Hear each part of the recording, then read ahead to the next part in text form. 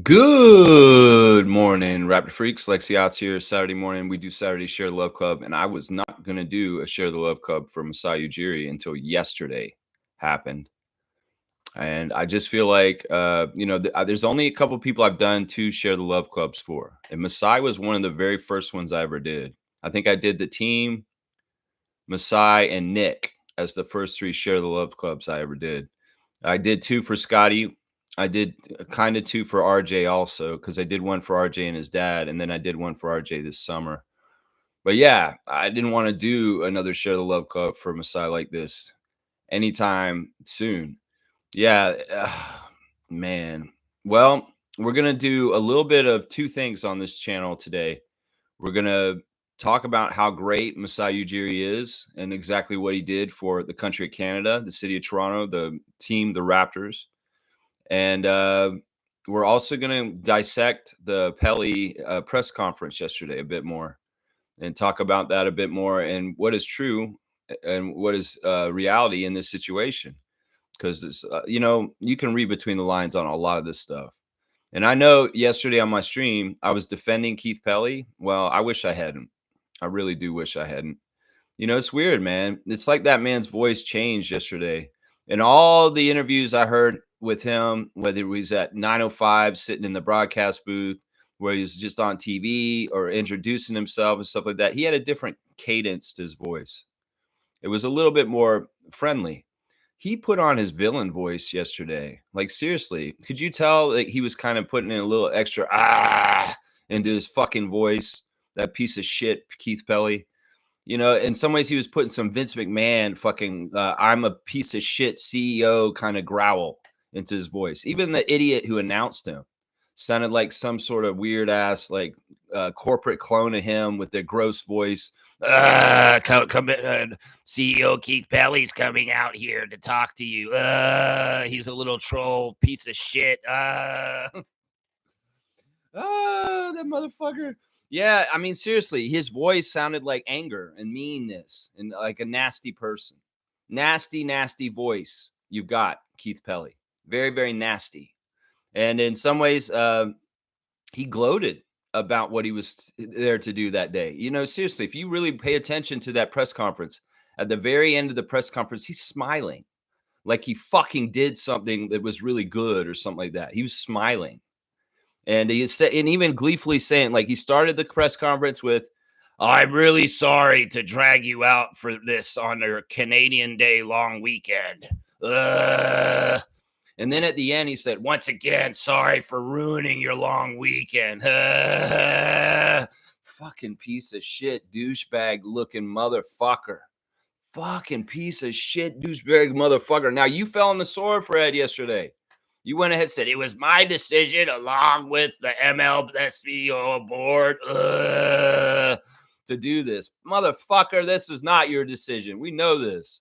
We know this. You got to act like it was my decision. Yeah, motherfucker, you got a hand up your ass and you're a puppet. Motherfucker, you are a puppet. It is not your decision, motherfucker. You don't think for yourself. You're a yes man. You do what Ed tells you to do. So don't give me this shit trying to say it was your decision. We know it wasn't your decision. You only did this because, and some people said, "Oh, he did it to please him." No, he didn't. He did it because he was ordered to do it. He was ordered to do it. In fact, there may be a reality where Keith Pelly's a smart businessman. He understands, Ed, you know what? I wouldn't do this. This isn't good for business. If he was a good CEO, a good businessman, he would advise the owner not to do this because this is bad business. This is bad business. This is going to be the Keith Pelly voice. I'm Keith Pelly, and I hope you have a good long weekend. Fucking piece of shit, Keith Pelly. You did not fucking decide this shit. You know you didn't decide this shit. Don't try and take credit for this and say, "I decided it with the board." No, motherfucker. Your overlord told you to do this shit. You fuckface motherfucker. You know you did this because you knew you were going to have to do this. In fact, you were hired all along before you even came in here. Ed Rogers was like, "Will you fire Masai Ujiri for me in the next 2 years?" Meh. Meh. This motherfucker motherfucker, that was the job description for you. You may have done your job, and that's it. You don't need to do jack shit for him now when it comes to the Raptors, unless there's a further plan to self-sabotage the Toronto Raptors NBA team in Toronto to fucking make it worse. And I would say this is my theory on this. You know, the Raptors have a history in the past when it's run by hockey people to draft undersized people at positions. Then what do we do this year? I don't have nothing against Colin Murray Boyles. If he's the next coming of Charles Barkley with that crazy mustache he's got, I'm all for it. And I hope he's badass. But the fact that the Raptors spent both their draft picks on undersized position players, there's like Ed Rogers, like Keith Pelly's like, we're gonna draft a 6'1" off guard in the second round. Ed, oh, good. We're gonna have undersized stuff. We need to stack the Raptors against themselves by not having the same size as the rest of the league. Fuck Common Malawach. We didn't want another African on this team anyway. This isn't Masai's team to just draft Africans and bring them over here. Seriously, I bet you money we would have drafted Common in certain scenarios if things weren't already working through the ownership process to be in control of this and the new era's coming. Yeah, there's all kinds of canaries in the coal mine now as far as like, well, let's see what happens with Shamshay. Let's see what happens with RJ. Let's see what happens with Bobby Webster. Let's see what happens with Scotty Barnes. There's all these extra questions we're going to have to ask and answer as time goes on because everything's out the window at this point. You think that Raptors fans say trust in Masai for one reason, for the draft? No. The reason why we said trust in Masai is because we knew we had the number one man in charge of this team with his intentions and his heart in the right place. And that means going all out. That means going to demand respect and quality for this team in a league that doesn't want to give it to them. That was, we can sleep easy at night, understanding that Ujiri is at the helm, running this team with the best intentions and going all out to make sure we're getting the best that we can. We cannot trust that anymore. As of yesterday, we cannot trust that the next person is going to be in charge of this team, unless it's Bobby, will be all right. We cannot trust that they're coming in with the right intentions for leading this team to success, because they could be a plant. They could be a piece of shit like Rob Babcock. They could be all kinds of different things. They could be inept. They could be purposefully holding the team back on purpose from the inside. But at least with the Masai Ujiri, we knew he was going all out and he was doing it for the right reasons, and we're getting somewhere. That's why I said trust in Masai. That's why I said trust in Masai, because he had the same passion and the same goals that I did. But the next team president of the Raptors, which is not necessary, in fact, it's in itself, the idea that they are hiring another team president when they did not replace Brendan Shanahan shows that Ed Rogers made this punitively personal, and it's a grudge because he wants to show, I can replace you, Masai. How dare you stand up to me? How dare you hang with Justin Trudeau? How dare you do woke shit? How dare you bring Black Lives Matter on my buses that our company owns? And Larry had a deciding factor. He wanted all this kind of stuff, and Bell did too, but Rogers never did. Rogers was always the part that was voting against everything, but they were outvoted up until recently by Bell and Larry Tannenbaum. So expect this, Raptors fans. Expect your team to start being run more like the channel Sportsnet, all clinical and gross and just graphics and white, very white. Let's just put it that way. Expect all the political correctness and wokeness and all the activism out the window for the Raptors going forward. You will not see the Raptors get politically engaged any longer. This is part of why they want to get rid of Masai Ujiri, because it goes beyond basketball. In some ways, it's political. That man can do different things culturally and set tones and be a standard, be a role model, be somebody that can actually have power to do things in a cultural way and, put out political messages through the team. I'm sure Ed Rogers hated this shit this whole fucking time that the Raptors were politically active, talking about gun violence, talking about Black Lives Matter, talking about indigenous issues, talking about all these different things. Ed Rogers hates this shit. He's MAGA. He went to Mar-a-Lago. Let's fucking read between the lines. He wants to kill the wokeness and the culture of the Raptors. He wants to kill the whole identification of we're an inclusive space. Why do you think Teresa's going so hard with the tempo, with this inclusions pledge and all the different things she's doing with inclusion and Pride Month and stuff like that? You see the Raptors going to do this stuff less and less. And in some ways, the tempo are going to take up that mantle and run with it with their franchise with Larry and Kilmer Group. I'm telling you right now, I know what's coming, y'all. I can see it. The Raptors are going to be way less interesting. They're going to have way less personality. They're going to be run more like the Blue Jays. They're going to be more sterile. They're going to be more just, this is a sports team. Stick to fucking playing your sport and don't give me your fucking attitudes on politics. It's going to be shit like that. Seriously. It's going to be shit like that.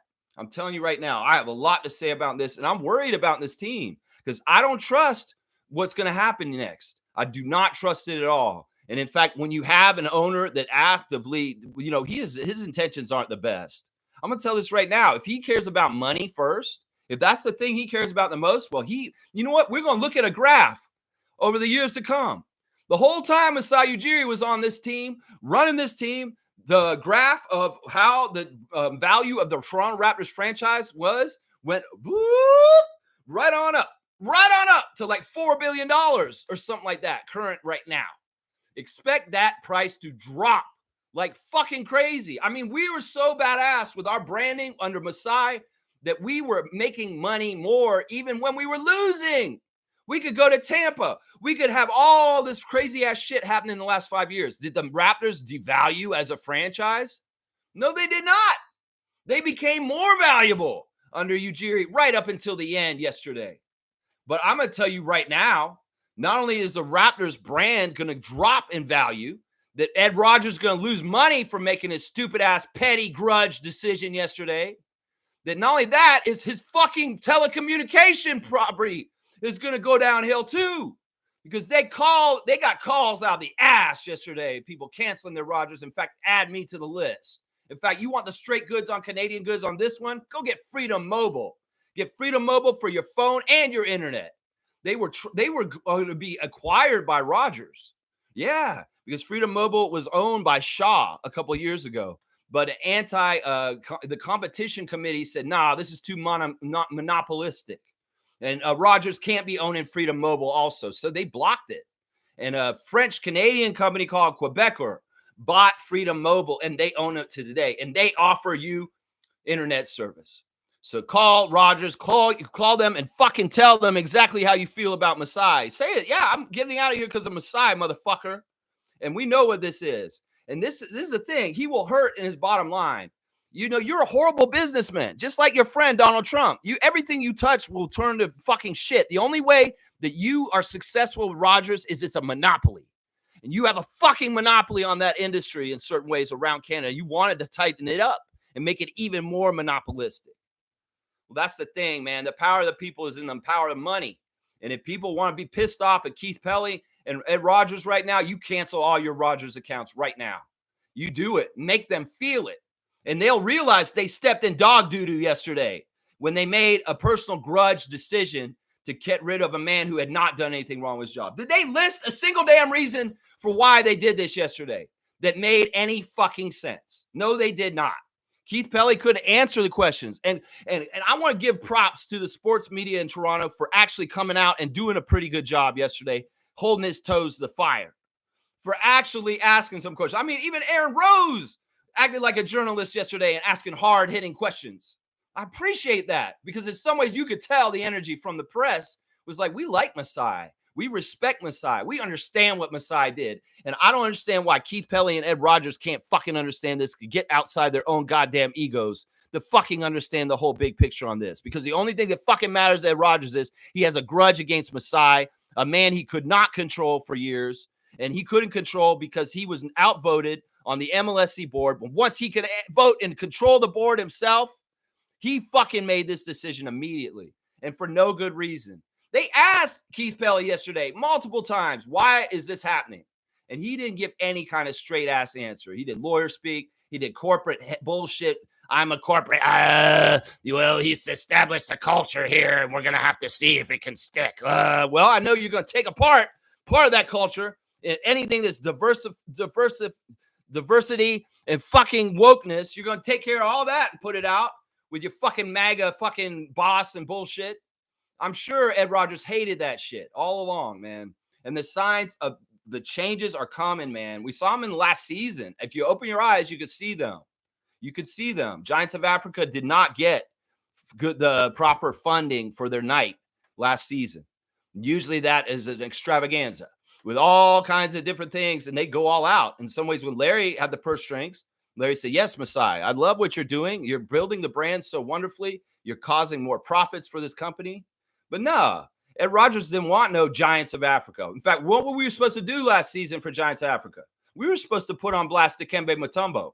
We were supposed to put on blast Dikembe Mutombo in a huge way. Did we even get that night? Do you remember us putting on blast Dikembe Mutombo in a way last year? No, because that shit kind of didn't really happen.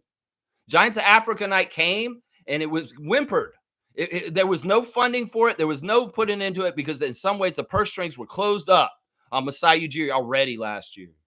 You know, this could have started a couple years ago. There was a night on Raptors Tonight where Masai was drunk and seemed like he was depressed. And he may have seen the writing on the wall kind of coming up way ahead of everybody else. As far as the ownership changes, Larry having to step down because of his age and sell his shares.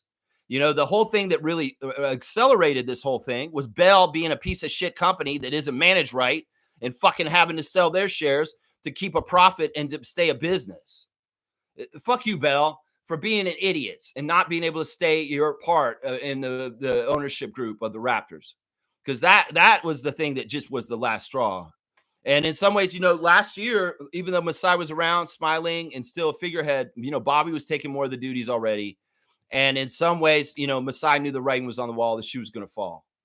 And that's what happened yesterday. The shoe fell finally. And Ed Rogers got his petty, fucking, egotistical revenge on the one guy that in some ways outshone him, was, you know, all kinds of stuff. I think Doug Smith said it best yesterday. And his encapsulation of what he thinks happened yesterday, this is what Doug Smith said. And this is very simply put right here. Watch this. Doug Smith said, he said a couple of things that were really on point. And you could tell the media is totally with the fans and thinks this is absolute bullshit. They think this is absolute bullshit. All right, where is it? Where's Doug Smith? What he said? He said, fast take from Keith Pelly Newser on Masai. Change long coming, but no one will say precisely why. See Rogers versus Ujiri plus money. They'll have a new press, but no reason what the new gal has on the old one that the old one didn't. A faster take is vindictive, jealous man, Al's popular, successful one because he can finally. And he would have done it way sooner if he had had more power in the company at that point.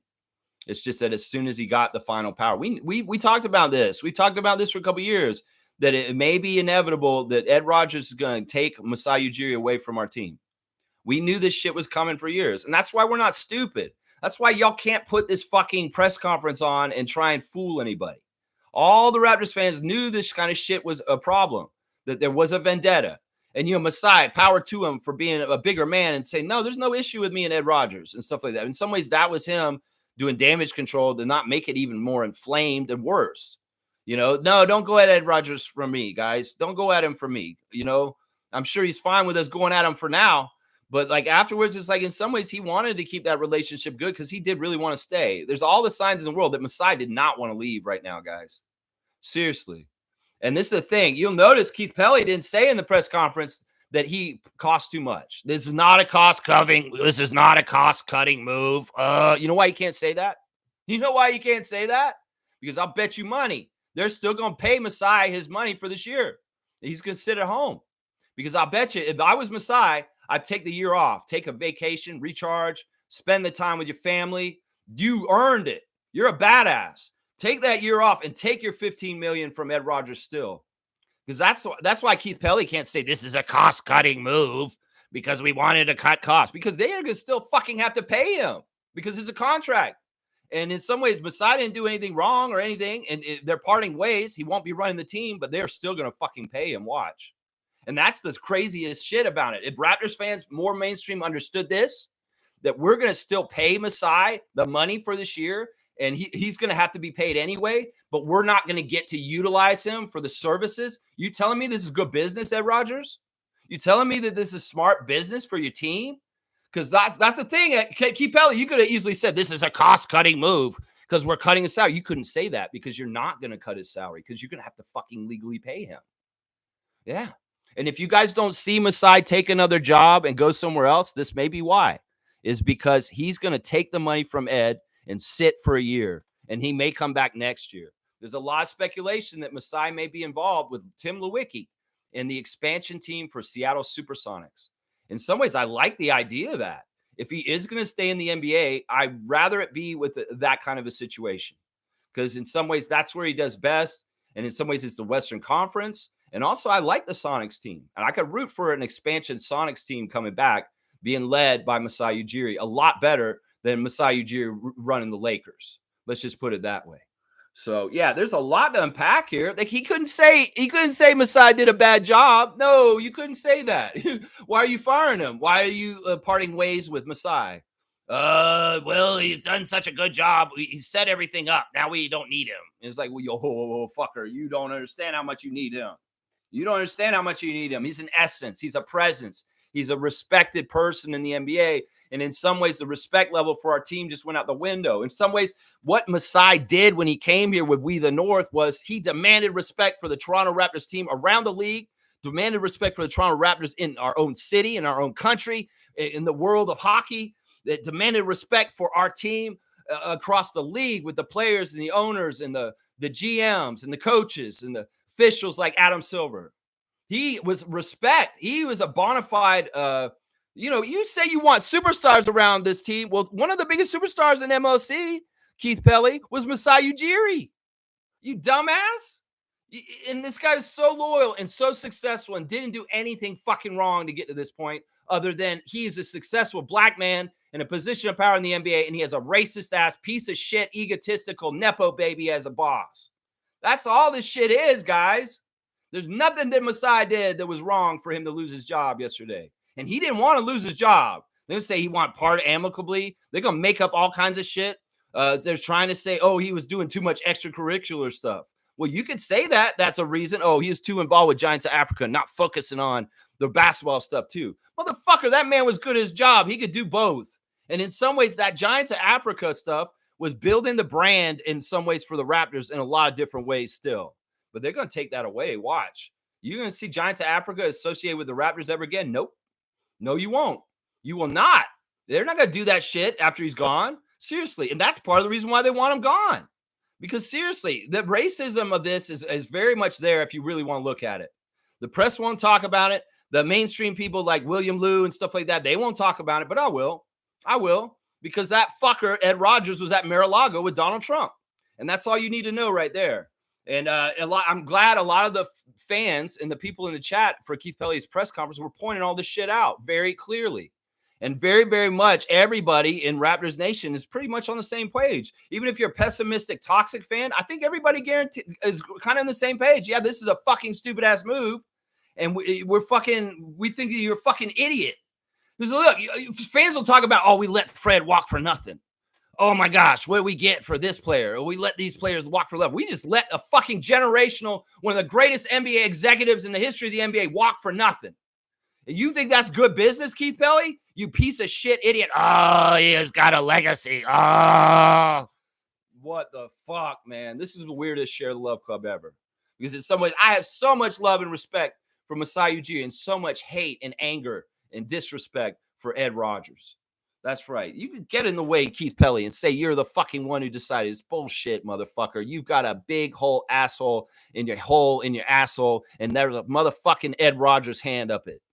That's all this shit is right here. That's right. Nameless is saying they better make Bobby the president. That's all I'm going to say. I'm totally with Nameless on this. Totally with him. This is the logical thing. And I'm glad that Lewinberg, or I think it was Lewinberg, asked them straight up, is Bobby being considered for this position of the president? And Keith Pelley said, yes. That's what you need to do. If you really want damage control with the Raptors fans, in some ways, if you give a shit about this, Keith Pelley, you better make Bobby Webster the team president and Dan Tolzman the new GM and not even bring in a new person. Because I'm going to tell you this right now. This could be how they self-sabotage our team. You know what? We're fine. You can get another lower person. In fact, you can pay them less. Put Bobby in the team president, elevate him and Tolzman, put Tolzman at the GM, and hire a new assistant GM. That's what you do. You bump the two people that are existing, because this is the thing. I don't want no motherfucker coming in, a new team president, and fucking having a power struggle with Bobby at the top. I don't want no Calvin Booth, Michael Malone kind of bullshit going on in Toronto like Denver had recently. No. And this is a serious thing. We got to see how they handle this team president thing for the Raptors, because it'll give you all the signs in the world whether Ed Rogers and Keith Pelly are intending to actually run the Raptors in a winning way or wanting to win. If they get a toxic person that they got name as a new team president, and Bob Myers would be absolutely a toxic person, guys. I'm going to say this right now. A lot of people are saying, oh, we're going to get Bob Myers now. You do not want Bob Myers. Think about this. Think this through, y'all. Bob Myers is a GM architect of the Golden State Warriors dynasty. And what happened with him and the Raptors and the Golden State Warriors? That motherfucker hates the Raptors. We can't trust Bob Myers. You think that Bob Myers would come here and run this team correctly? No. He'd more likely come here and fuck it up on purpose just for revenge for ending the dynasty of the Golden State Warriors in 2019. Seriously, we can't trust Bob Myers. Who thinks that Bob Myers would be a good idea for the Raptors? You're crazy. You're crazy, because I'm going to tell you right now, in some ways, the position of that team president, the way, if you're going to do it like Masai, you need to be all in and loyal and totally ride or die with this team. And that's the thing. Masai was just like Pascal. Masai is just like DeMar DeRozan. He's all for Toronto. And that's going to be the interesting thing in the days, in the months to come, when we see what happens with Masai. Well, in some ways, it'll tell us exactly how he felt about everything. If you don't be surprised if he just is sitting at home collecting Ed's money and not going into the next job. Seriously, guys. Seriously. In some ways, that man needs a rest. And you know what? He could do all kinds of different things. In fact, there's murmurs that he could go into politics or charity work more. He could be doing NBA. He could be doing Basketball League Africa stuff. He could be working more on that continent in the very near future. Or, as a lot of people said, he could get pretty much any job in the NBA he wants. Yeah, he probably could. And somebody will hire him right away. That's not a good sign, Keith Pelly, that you fired someone yesterday and everybody's lining up to try and get him right away. Yeah, that don't sound like good business. That sounds like punitive, small penis kind of bullshit from Ed Rogers. That's what this feels like right now. It's like, oh, Masai showed me up in 2015 once. He didn't respect me in the way I liked. And in some ways, I don't allow people like him to disrespect me like this. Oh, I'll get him one day. And that's what that was yesterday. Ed Rogers finally get Masai Ujiri. He always wanted to get him, and he couldn't because Larry was in the way. And now he could. Now he could. That's right. Yeah, they better make Bobby the president, because I don't want no dysfunctional, toxic-ass team. Keith Pelly. You want to watch the Raptors freak? Listen to me, motherfucker. You hire Bobby as the president, and you don't bring in a yes man at that level to fuck things up at the top and do the bullshit that you might be doing. I'm going to be way more vigilant, and this may be more like my volume and the way I talk on this channel going forward, because I might become Angry Lex, and I'll be way more discerning about what the Raptors are doing and not trusting who's in charge yet. I can trust Bobby. I know Bobby's track record. I know Bobby's intentions. I know Bobby is good. I know Bobby has the right place in his heart because he is a Masai person. And in some ways, he would do things in the honor of Masai or in the way of Masai after Masai. But let's not get it twisted. Ed Rogers and Keith Pelly could put a team president in that has friction, and then all of a sudden we see Bobby out next summer. Seriously. That's the thing we got to think about here, is that, like, you know, the other thing is you bring in a new team president, they want to bring in their own people. And it may be clearing house of all the old Masai people slowly but surely over the next couple of years. Seriously. And it's just fucked up, man. I'm telling you right now, they're going to be remodeling our team, and our team is not going to feel like it did in the 13 years that just went by. Seriously. And Raptors fans that are younger, that don't really understand how lucky we've been in the Masai era, you're going to feel something different now. You're going to feel what we felt from 2005 to 2010. And y'all, you may not be ready for this, young Raptors fans. In fact, if you're weak of heart, if you're not strong in your will to root for this team, you might as well fucking stop rooting for this team right now. And in fact, I can say right now that a lot of people are turned off from this move yesterday. And this is already, you're going to lose business. Ticket sales may be down partly because Masai's out. In some ways, the fans are going to be like, well, they already think we're going to be cooked. A lot of the half-assed Raptor fans in Toronto, the regular sports fans that only root for teams when they're winning, well, they're already declaring we're cooked. And in some ways, well, I don't know if I'm going to be rooting for the Raptors anymore. Good job, Keith Pelly. This is good business, Ed Rogers. You dumbass. You shot yourself in the foot to spite yourself just because you fucking had a grudge, a personal grudge, and you worked out your own ego. You're going to lose money in some ways for this. You're going to actually see how important Masai is in his absence. And you're going to feel it financially. You're going to feel it in the box office with the Raptors. You're going to feel it with Rogers subscriptions getting canceled. You're going to feel it when the brand of the Raptors goes down. And it was trending up for 13 years. And then, whoa, why is this line graph changed all of a sudden on June the 27th, 2025? Whoa, it's like it changed. It was going, and then all of a sudden it started going down more. Yeah, you will probably be able to point to one thing that absolutely was the catalyst for this. And it was this arrogant, stupid ass decision that didn't need to be made like this. In some ways, I'm like, look, man, if y'all were going to be a fucker to Masai behind the scenes and torture him in some ways on the down low, because it's like you're in charge, but you're not really in charge, Masai. You can smile to the camera. We're not going to give you any money for Giants of Africa. We're going to retire Vince's jersey, even though some of y'all don't want it. We're gonna draft these undersized guys, even though you want to comment. He was right there in front of you. Oh, if they were going to treat him like that on the down low, behind the scenes, behind the eyes of the fans, I wouldn't want Masai to go through that. I'd rather him walk like he did yesterday with his head held up in pride. He knew for this last month that he was going to be gone. He's known for most of June that he was going to be gone. And he was classy. What did he care about? He didn't care about himself. He cared about the team. He cared about saying, I don't want to do this. If y'all are going to let me go, y'all don't let me go till after the draft, because I don't want to distract from this process. And everybody's saying, like Keith Pelly said yesterday, Masai led the draft team yesterday. That doesn't mean he made the decisions, guys. That just means he sat in the room and he did his job as the leader of the Raptors for one last ceremony. And that was basically like, all right, I'm going to call in and give the pick. I didn't necessarily pick it myself, guys. Read between the lines. You got to hear exactly what he said. He led the draft team. It doesn't mean that he made the pick or he made the decision. He called the players after they got drafted. And what the fuck was that weird ass post by Raptors official admin of the dramatic music of Bobby and Masai standing in OVO Center with their backs to each other and music going and spinning around? Like, what is this? Was that a portend, a foreshadowing of the events the next day that somebody at Raptors admin knew the change was coming? And he was like, oh, let's give Masai a nice little camera effect with some melodramatic music on draft day. This is when these guys cook. This is when these guys cook. Bobby and Masai. That's right.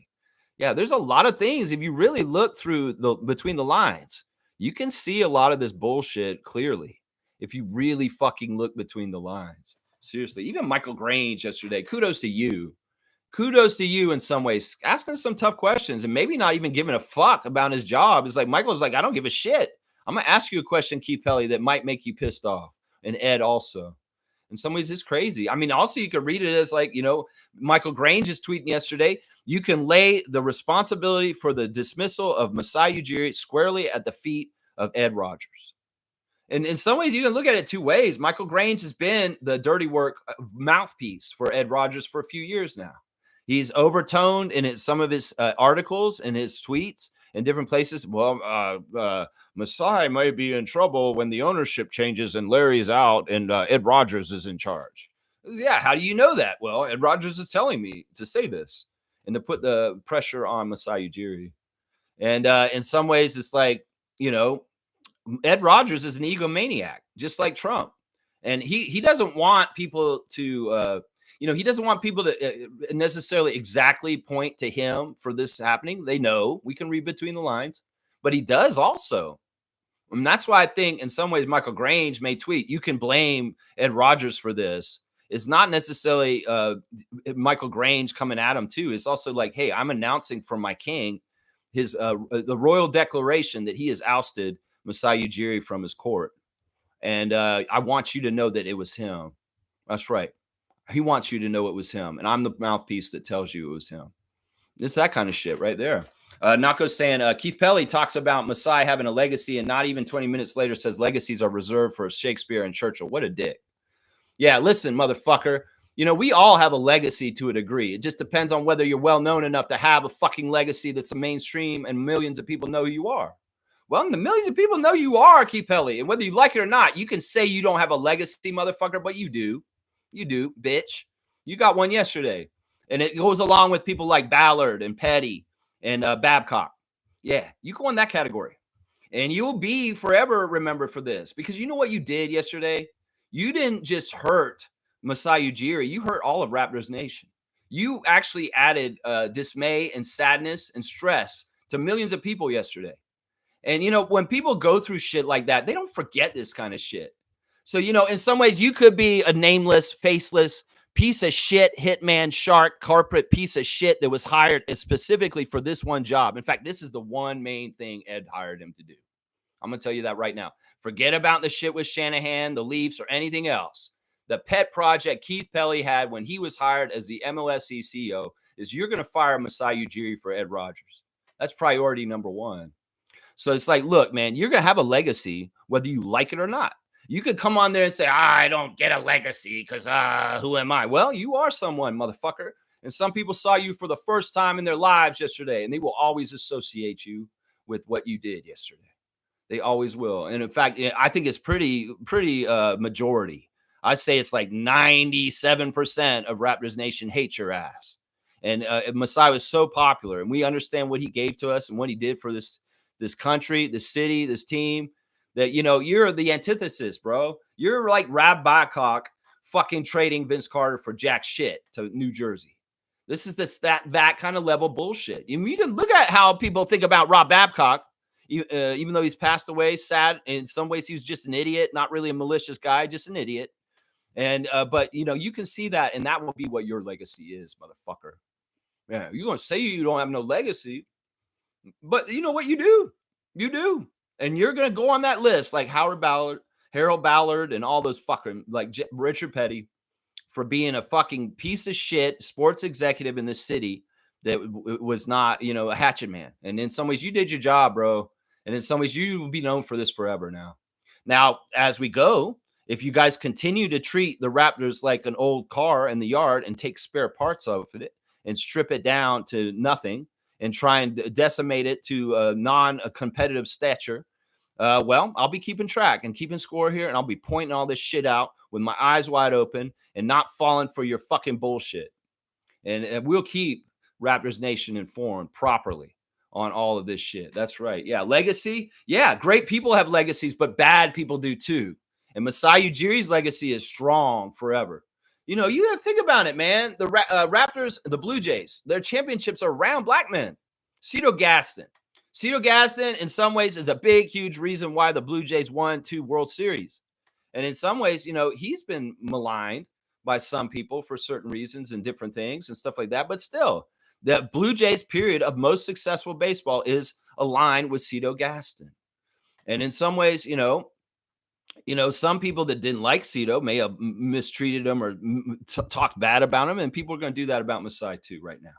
Whether it's they're saying he had too much ego when he called other teams, whether they say, oh, he was spending too much time on extracurricular things like Giants of Africa instead of running the team, bullshit like that. Yeah, that's a cop-out. That's all bullshit, man. Yeah, I mean, seriously, that is such bullshit, man. You have a legacy, and Masai has one too. And Masai's is sterling and beautiful. And yours is fucking shit. And you'll always be remembered for being that piece of shit on that Friday. Yeah, you'll always be remembered for that, Keith Pelly, just so you know. Monique is here. Good morning, Raptor Freak crew. Masai the legend. Great thank you tributes from Raptors Nation and NBA World. Actually, Mo, I'm really disappointed, and I understand this. Now, we've seen Fred's post. I like Fred's calling him a legend and posting it out. We've seen Danny Green talk about it on the TV show and how surprised he is by it. And in some ways, like, how much Masai meant to him in Toronto and everything. He treated it pretty fair for being a mercenary in the NBA. But I'm going to say this right now. And I know this is partly because a lot of the people that are involved in the team still can't speak out about this. Because think about it, man. Scotty Barnes says a thank you, Masai, on his Instagram. What is Ed Rogers? This is the thing. They got to worry about retribution. So it's kind of sad. None of the players and coaches that are active with the team are actually recognizing Masai's departure. Matt Devlin put something up on his Instagram finally last night. There's a couple people pointed it out. Savannah Hamilton's already out and she's all over it. But a lot of the company people that are still involved with the Raptors are shutting up and they're not saying jack shit publicly about this. It's sad. I mean, people like Siakam and OG, in some ways, you could get away with saying something over there, guys. You could. You owe this man so much. You really do, Pascal and OG.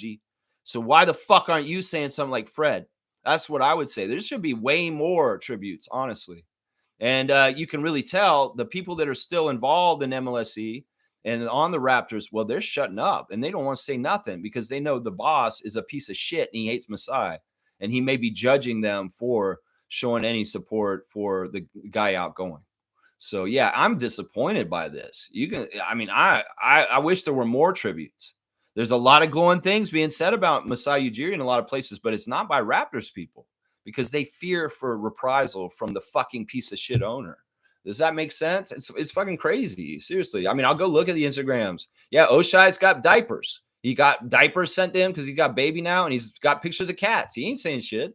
Savannah Hamilton got let go already this week. Maybe one of these DEI people they don't want around. And say, oh, maybe Ed Rogers like, okay, this girl who's doing the sideline reporting, does she have to be a person of color? Seriously, does she have to be a woman? Or, it's bullshit. I don't know. We'll have to see. The replacements will be interesting to see what happens. We know Sportsnet is very white, and we'll just have to see if, that's the credo that's coming from this. I'm just telling you right now, the move by right-wingers right now is anti-woke, anti-diversity, anti-DEI. And Ed Rogers has power of this company all of a sudden. And he has these same beliefs as Trump and the way he runs his government. You can expect this kind of shit that I'm saying. That the political activism of the Raptors is going to go out. I wouldn't be surprised if the Raptors stopped doing the land acknowledgement at the beginning of the games, guys. Seriously, I wouldn't be surprised if that shit happened just because Ed Rogers is a fucking KKK piece of shit. For MAGA fuck. I'm telling you right now. Seriously, y'all. Seriously. Savannah Hamilton's out of the machine. So she can celebrate Masai and call him a legend and put everything up and say surreal. But Coach Andrew Jones, he coaches the 905. He's still involved. He can't say jack shit. Ulrich Shamshay, even though Masai brought him there, he's appreciating other draft picks like Rocco Zarkowski on his Instagram. He ain't saying nothing about Masai. And I'm telling you right now, watch what happens with Shamshay in the next couple of years. If Rich Paul's like, yeah, you got to get out of here, Masai's out, or Shamshay has no loyalty to the team anymore because the guy who brought him here was Masai, and it's a Damon Stoudemire kind of Isaiah Thomas kind of thing. Because that's the thing. You're hurting this team, Keith Belly, because in some ways, some of these guys, some of the people that come here is because of Masai, and in some ways, you don't even realize that. This is like so much deeper than you think. So much deeper than you think, what you guys did, you fucking idiots yesterday. Yeah, Chris has posted something about it obtusely. He's got that crazy drunk guy in the car talking about things. And I know this is always about something big happening. And this is about Masai right here. And it's basically like they're going to do business. They're going to do business. And this guy doesn't make total sense. But he plays this clip all the time when weird shit happens. Chris also put it on blast his Slim Duck Academy, which is going on with the kids. Love to see that. Love to see that. Let's see what else is going on. Let's see. Nab Bhatia is not really, he's in shock this morning about what happened. Lots of media requests. I don't know how I feel. Yeah, you should feel shitty, just like all of us, super fan. And, you were a good friend of Masai.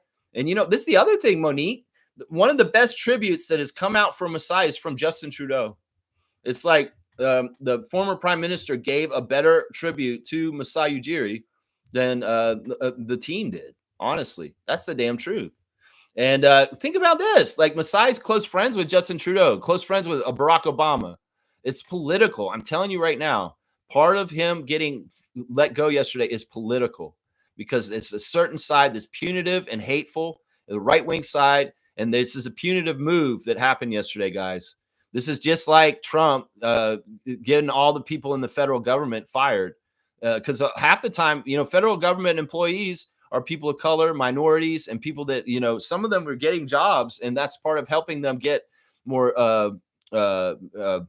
gains in a systemically racist society and system, is that there were programs made for jobs for people of color in the federal government in the United States, and Trump is gutting them and cutting jobs, and a lot of the people that are being hurt are people of color. So on a level, this is a different thing because this is a huge multimillionaire kind of guy, an executive at the top of his field in the NBA. But it's a similar kind of action, guys, if you really think about it. And the crazy thing is, man, you got one of the greatest executives in the history of the NBA ever. You don't let go of somebody like this. This is why I'm so mad. I make fun of the New York Knicks for letting go of Thibodeau without a replacement or any kind of backup plan. Well, we just did this fucking shit with our team president. We have nobody in mind. And in some ways, it's a worse situation than Thibodeau and the Knicks. I mean, they're going to be fucked up for this for a while. We may be fucked up for this for decades, honestly. We may be fucked up for this for decades. And Raptors fans are saying, at least we got 2019. We won a championship. Yeah. In some ways, I don't know if we'll ever see another championship in my lifetime. Seriously. And I may not be able to see the team. Hopefully Ed Rogers will die before me. And the new owner hopefully will be a better person. If he has a good son or something like that, I guess this is how it works. Nepo things. Hopefully he'll be do a better job, but we'll see. I don't know. We may have a horrible management of our team because of the ownership for the rest of our lives, honestly, guys. So I don't know what to expect right now. This is a very, very fucked up day yesterday and a dark day in the history of the Raptors. You don't get rid of a special person like this. This is kind of like trading Michael Jordan from your team. It's like this guy's a Michael Jordan at the GM level, and we didn't even get anything for him. It's not like we traded him and got anything in return, like Luka trade, like in Dallas, Anthony Davis. No, we didn't get nothing. We just straight up lost him, and we didn't have to lose him at all. He would have ran our team till he died. Honestly, he loved this team, and he wanted to do this so passionately, and he's really, really like that. We got to make sure that we authentically tell his truth. You know, this one thing that Masai, listen, I don't expect you to come in here and talk to me all of a sudden on your day after you're let go, but we love you, man. And if you showed up here and you just started doing truth bombs in my chat here just for the Raptor freaks, because you're like, y'all were here for me and y'all stood up for me all the time, I will come in here and talk to us, Masai. Tell us the truth.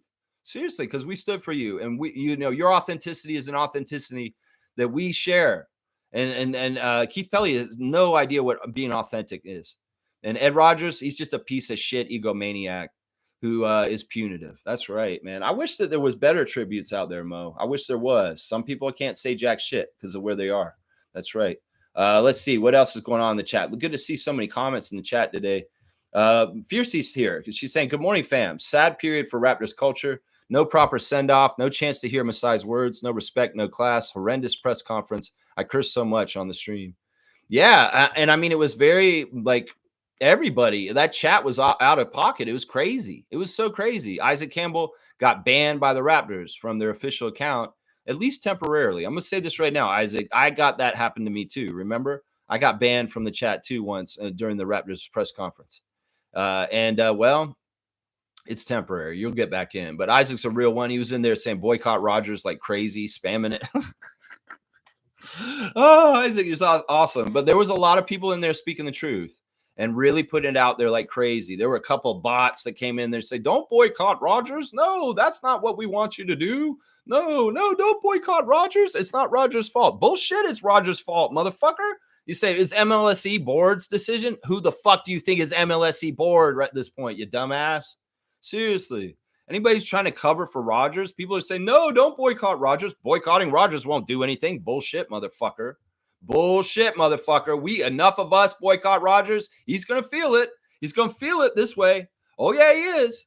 And I would say, listen, I love the Raptors. I want the Raptors to do well. I want them to win Larry O'Brien's. I want them to make money. I want them to do well, but I don't care if y'all go to the games. I don't care if you buy the merchandise. I don't care if you stream the games illegally. I don't care if you do any of that shit. I don't care if you never give another dime to the Toronto Raptors franchise ever again, because I don't care about that shit, that aspect of things. And it was very telling when Keith Pelly said, when we hire a new team president, he'll be a great businessman. He said businessman. We don't need a businessman. That's what you are. That's what fucking Rodgers is. No. We don't need a businessman. We need a basketball person. And that's what Masai Ujiri was. In fact, he integrated from the basketball side into the business side and became a great businessman. But he was a scout first, and he understood basketball first. So we don't need no businessman. We got enough of those pieces of shit around. In fact, you get too many businessmen. You got too many cooks in the kitchen trying to steer the car at once, and was the car has too many hands on the steering wheel? Does it go anywhere? No, it doesn't. Ask the Leafs. So I'll just say this. Part of the reason why I'm pissed off about yesterday too is our figurehead, our captain, the guy who steered the ship.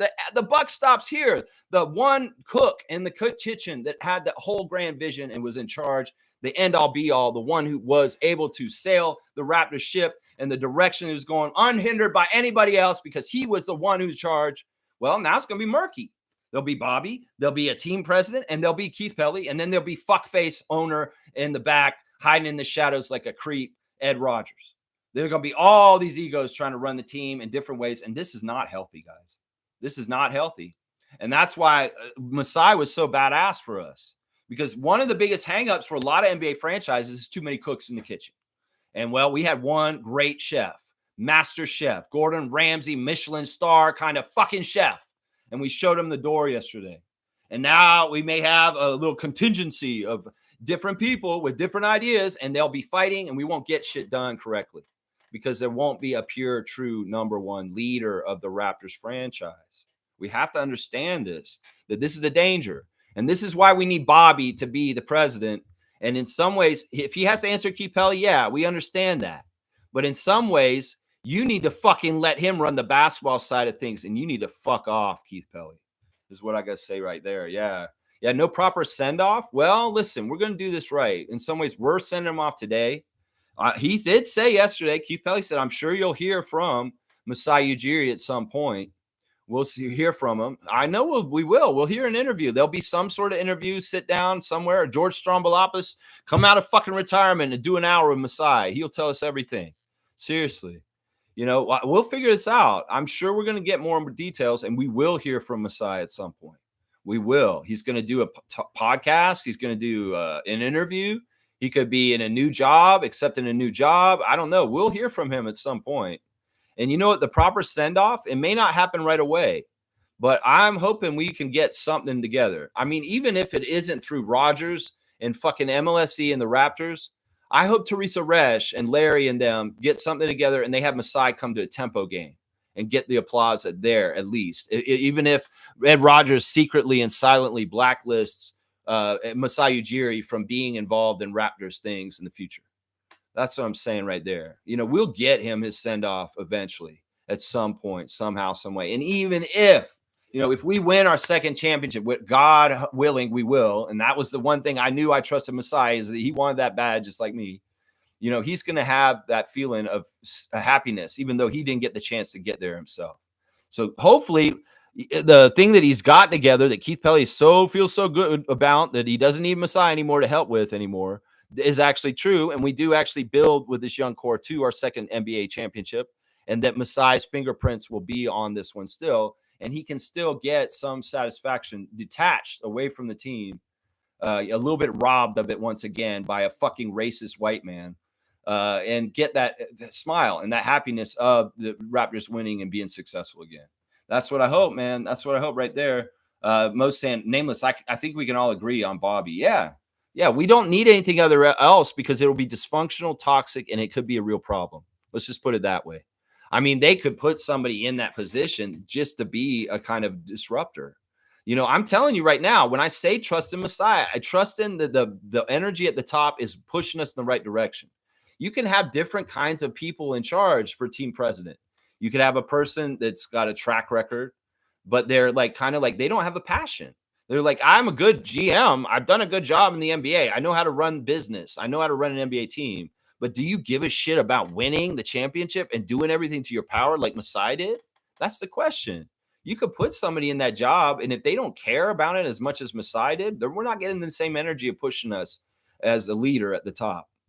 And also, it could be as insidious as I said, that Ed Rogers could hire somebody on purpose that is shitty for us and will fuck our team up on the purpose from the inside out, sabotage. Seriously, that's why everything is up in the air now. And we got to be very vigilant here in the RFF, taking account of all this and understanding it all as it comes. That's right. Name is saying, I fucking hate this ownership group now. Hate it. They crossed the goddamn line with this one. Yeah. Ed Rogers, solely him, man. They couldn't give us a good excuse. They couldn't lie and say cost cutting, because I really do believe he's probably going to take their money still and they legally can't say, oh, we did this for a cost-cutting move, because they actually legally have to still pay him, and they're going to pay him even though they're not getting the services of him. So how's this good business? You're going to pay a man $15 million to staying at home, and he could have been helping our team this whole time, and he is a help, trust me. Anybody who tries to tell us Masai didn't do jack shit for this team or help this team, you are so full of shit. You do not understand how much Masai was doing. That's right. That's right. I need to get Lex all riled up, hear what he has to say. Okay, Nameless, let's go. Let's go. Bring him, Paisano. Let's see what happens, man. You know what? Listen, I've gone through the range of emotions. I'm going to say yesterday I was very strong with you guys on the stream, but I broke down at times yesterday, just with sadness, just with feeling this in my soul. And I was strong for you guys. I didn't want to do it on the air. I was like, man, at a certain point in the afternoon, it just hit me hard. And it was not easy. Let's just put it that way. Nako's saying it sounded like they didn't have a problem with basketball or anything. They just didn't want to pay him the money. No, they're going to pay him the money still. They didn't say that, Nako. Seriously. He's guaranteed. It's a contract. He signed it. If he didn't quit and they didn't really fire him for a good reason, he has legal recourse to say they need to pay him still. So I think that's why the jargon didn't come around to that. That'd be a real easy thing, like what the Celtics are doing right now. Cost cutting. We need to get under the apron. That's why we traded Drew Holiday and Kristaps Porzingis. That's why. That'd be real easy for them to say. It's like, oh, we did this as a cost cutting move, but they didn't say that, Nako. They didn't give that as the reason why, because I think that they're still having to pay him on the down low. Now, does that make Raptors fans even matter? Because that's the thing. They don't even want to tell you that may be the truth, that they legally have to pay him his last year of his contract still, but they're going to pay him to sit at home because Ed Rogers hates him so much just to spite him. Raptors fans, how does that make you feel that we may be still spending the money to pay this guy and we love him? He deserves it. But yeah, I'm serious right here, man. Monique saying, way to speak up on the Raptors live stream, Raptor Freak Crew. I saw y'all. Yeah, G in particular.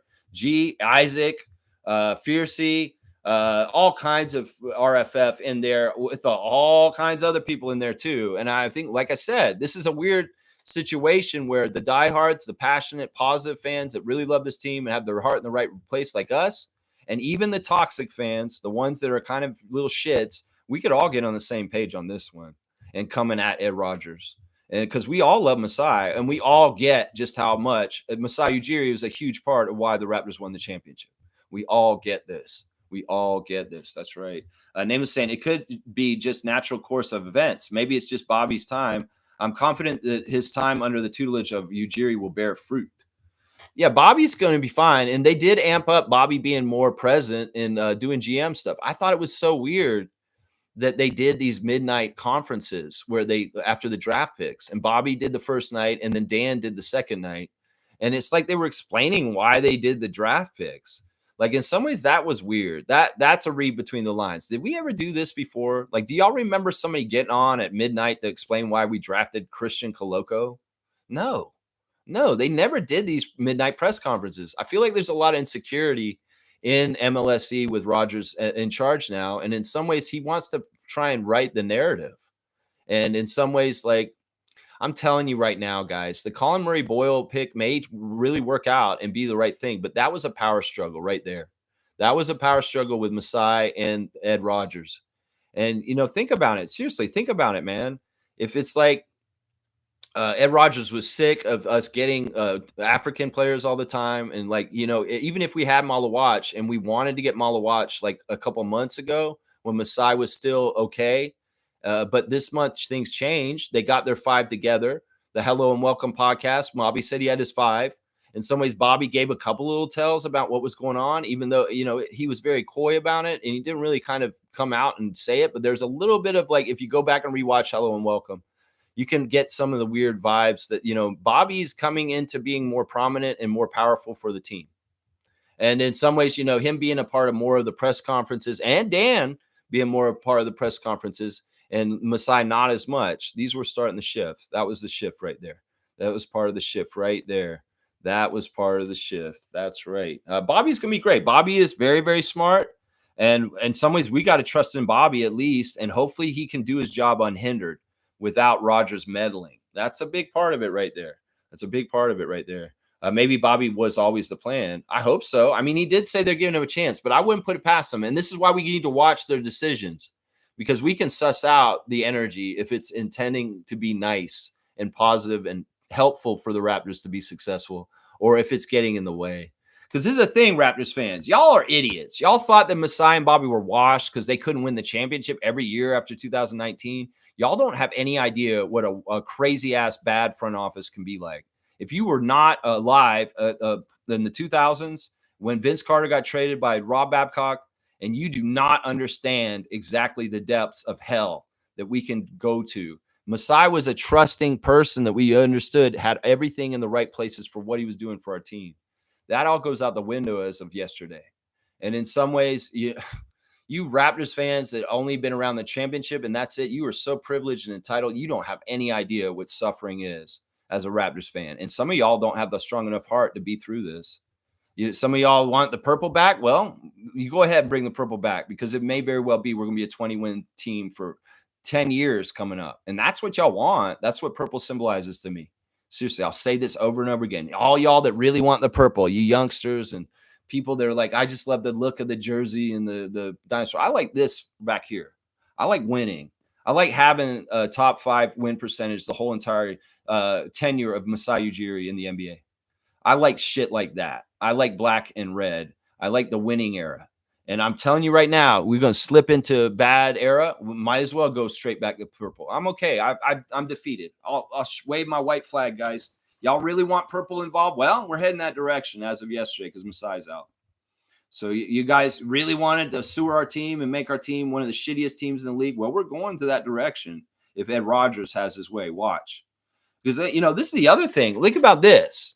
Stargate talks about a lot of conspiracy theories with hockey in Canada and the Raptors, that in some ways, they saw how basketball's come so popular that hockey's threatened by it. And Masai Ujiri is part of this. The rest of the NBA saw the Raptors perennially always a good team. They took Nick from us and we're still healthy. We're still moving the right direction. So they understand the success of the Raptors is tied into Ujiri. So as much as Rodgers had a personal grudge with him, the rest of the NBA was licking their chops, hoping that Masai would leave Toronto Raptors for years, because they understood the success of the Raptors happens because Ujiri's here, and now he's out. So it's just like, this is a crazy situation. People got to understand that it's very, very bad. It's very, very bad, and everything has to be learned to trust again. We can trust Bobby to an extent, but he needs to be able to do his job without anybody in front of him. That's right. That's right. Fiercely saying, yes, but a proper goodbye would have been nice. That's not how things work with this kind of stuff and executives. If he gets a press conference, no, he's not going to get a press conference. What do you think? He's going to come up there and I don't know. He would do it gracefully. He'd probably do it tactfully. He'd probably do it where he wouldn't inflame the situation. He'd probably do it out of the kindness and gentleness and the love and passion for the Raptors, that he still wants them to do well, regardless of whether he's here or not. We know that's for sure. He said that very publicly. He's not a hater. He doesn't hate the fans. He doesn't hate the team. He doesn't hate the players. He doesn't hate the coach. I don't even know if he hates Ed Rogers. In some ways, he may be like, well, Ed's just a businessman. We never got along. I don't understand why. I wanted to get along with him, but maybe he's just a racist piece of shit. It could be that simple. A proper goodbye. What is that? When do they ever do this? When it's an acrimonious kind of parting of ways, so to speak. Parting of ways. Bullshit. Yeah, I wish we'll figure it out, and we'll have to make something happen at some point, whether it's officially through the Raptors or somewhere else. Teresa, step up is what I'm saying. Teresa, you might have to step up and do this for him, and Larry would do that too. Isaac saying, I watched that presser 8 times or 5 times, and all I took away from it was the old white guy really likes Winston Churchill. All right, Isaac, you're funny. We do need a little bit of brevity, a little bit of happiness this day, and okay, you're funny. That guy likes Winston Churchill. Yeah. Oh my gosh. What a piece of shit that guy is, man. Such a piece of shit. All right. You're at 27, Isaac, with your Winston Churchill joke.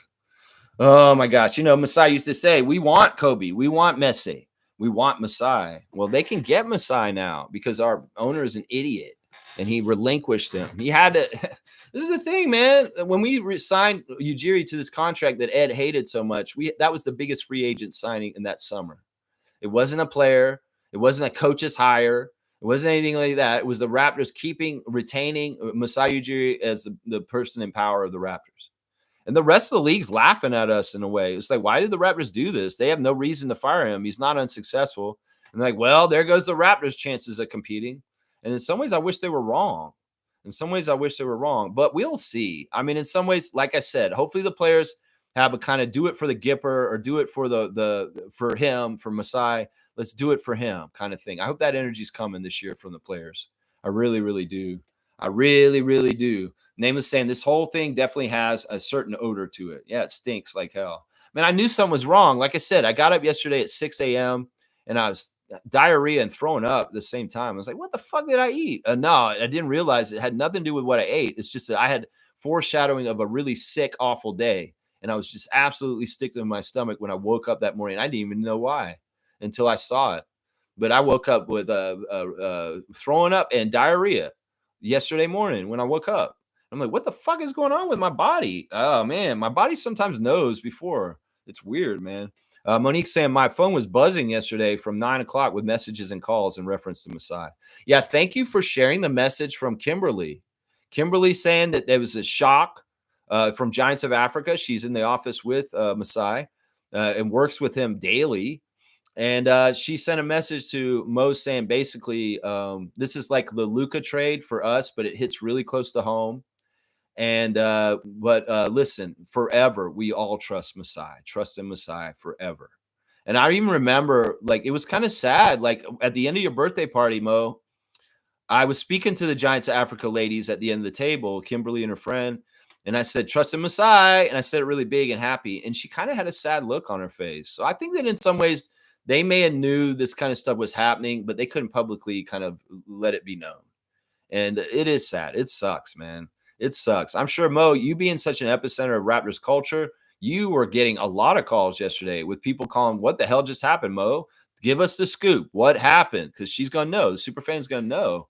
And people want to know, why the hell did Masai get fired yesterday? Seriously. Amit's here. Good to see Amit Gaming. Hopefully you're safe, sir. Good morning, everyone. Sending love from Thornhill, Ontario. So you did make it. Okay, good. So Amit has escaped Israel as of this week. He got on a plane. He's in Canada now. Thank God. No more running the bomb shelter for a little while right now. Get a little reprieve from the war that's going on over there in the Middle East. And Amit, I'm glad you're here safe. And you're here with your grandfather, and you can do all kinds of fun stuff here in Toronto. Always good to see our former Raptor Freak trivia champion, Amit Gaming 2K. That's right. Thornhill, eh? You're in Thornhill. Din Lau saying, I absolutely hate this decision. You and me both, man. Seriously. You and me both. Guys, they're going to try and say that we don't have no power in this, but we do. There's millions of us. And if we all boycott Rogers, it's going to be felt. Seriously, these guys need to know if they're going to be doing this kind of business this way, they need to feel it. And they will feel it. Trust me. That's what I'm saying. I'm the Raptors freak. I love the Raptors. I want them to be successful. But motherfucker don't need no more money. You know, seriously, they're going to cut the costs of the team, and they're going to raise the prices of the tickets anyway. You know, it's that kind of shit. So it's like, y'all, seriously, if y'all are turned off by this and you don't want to follow the Raptors next year, go do it. Seriously, I encourage you. I would normally not be like this. I'd be like, yeah, we want more Raptors fans. I want more subscriptions for my channel. I want this and that. No. At this point, I'm like, do what you should. And every single feeling that anybody felt yesterday was valid. It was all valid, whether it's anger, rage, sadness, depression, all that kind of stuff. If you were happy, fuck you. I'll say that. If that was your valid feeling, fuck you. I will say that. Yeah. Din Lau, good to see you today, man.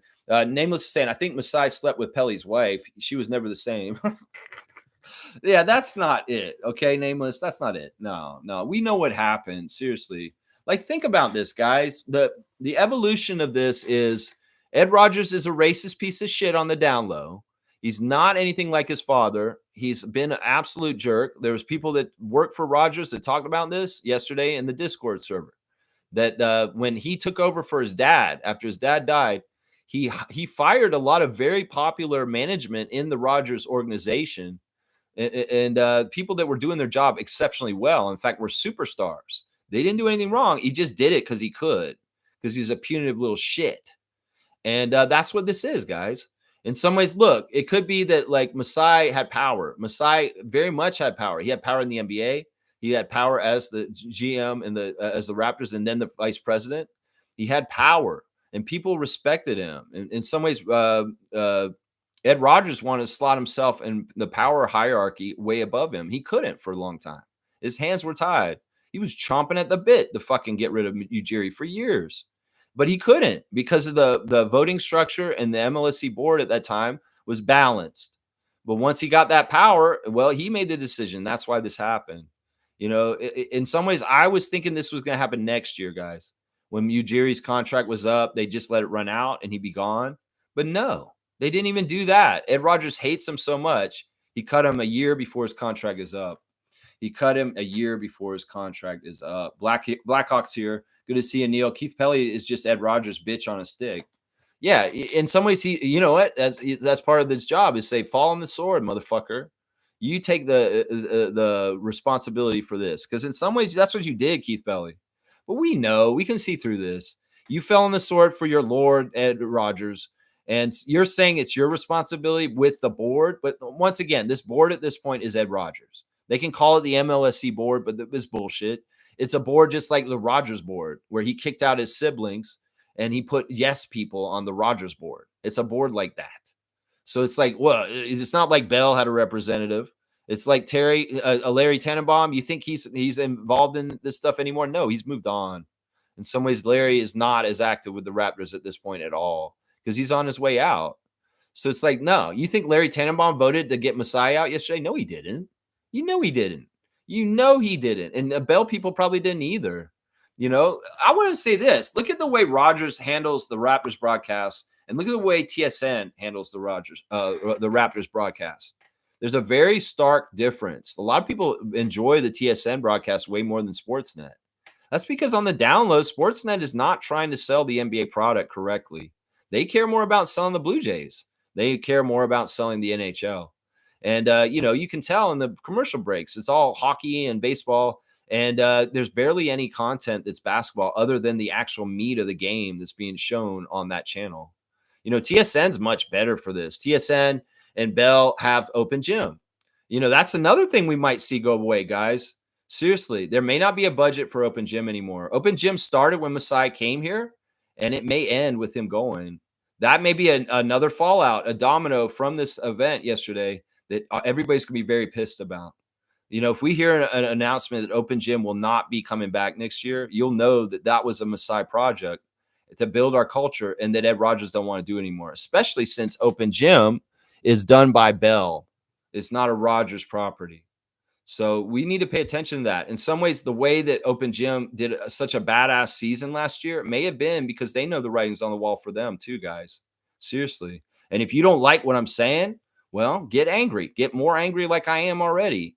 If you see open gym go the way of the dinosaur, extinct, well, you can blame Ed Rogers once again and Rogers and Sportsnet. Yeah, you can blame that. I don't know. Maybe there's a deal where Bell can still do it and they'll still do it and stuff. I hope so.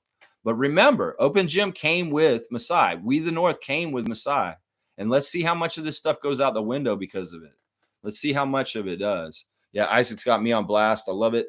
Neil's saying this is how corporations behave and more is coming. Yeah, this is part of the problem. This is why I hate corporate kind of hierarchy and business decision making, because in some ways it's not smart. In some ways it's like you can look at numbers on a piece of paper. You can do this. You can have a grudge as a racist. But if you're not really thinking with your heart and your mind and understanding the repercussions, you may make a very bad move and you didn't even realize it. And I think that's what they did yesterday. Every action has a reaction. And there's a lot of reactions to what happened yesterday. And some of these reactions is not what Rogers and Ed Rogers and Keith Pelly expected. I think that these guys are so fucking arrogant that they didn't think so many people love Masai. Ed Rogers is such an egomaniac. He just blindly hates him. I don't think he understood just how much and beloved and how much people love Masai. And he's going to feel it now. These motherfuckers are so arrogant. They may not have understood just how deep the ramifications of their decision is yesterday. They may not really realize it. And over time, we're going to find out. They're going to find out, man. They're going to find out. That's right. Name was saying, in retrospect, this event seemed like it was inevitable. Yeah. But I was hoping to put it off. And I was hoping that it wouldn't be so nasty. I was hoping that, but it was very much man, you can see it. You can see it. And Keith Pelly, man, why are you doing your villain voice now? I'm Vince McMahon. Welcome to the Kiss My Ass Club. I'm Keith Pelly. I have no legacy except I'm a piece of shit. You know, that's your legacy, bro. You can act like you don't have a legacy. You don't decide that. The people do. And if people remember you, yeah, you're gonna have a legacy. Rob Babcock, Howard Ballard, Harold Ballard, whatever the fuck. Yeah, that felt like the Nico presser. Well, there's some, you know, there's some parallels. Egomaniacs, out of touch with reality. Yeah, totally, all that kind of stuff. Yeah, no accountability, no kind of like taking responsibility. Yeah, Nico Harrison, he did that kind. He had that kind of energy with the stuff with Luka this year, for sure, for sure. Neil's saying that it was inevitable because Ed Rogers' feelings were hurt. I know it's more, really speaks more to what a callous little spoiled child that Ed Rogers is. And like, seriously, like that dude has not worked for anything in his life.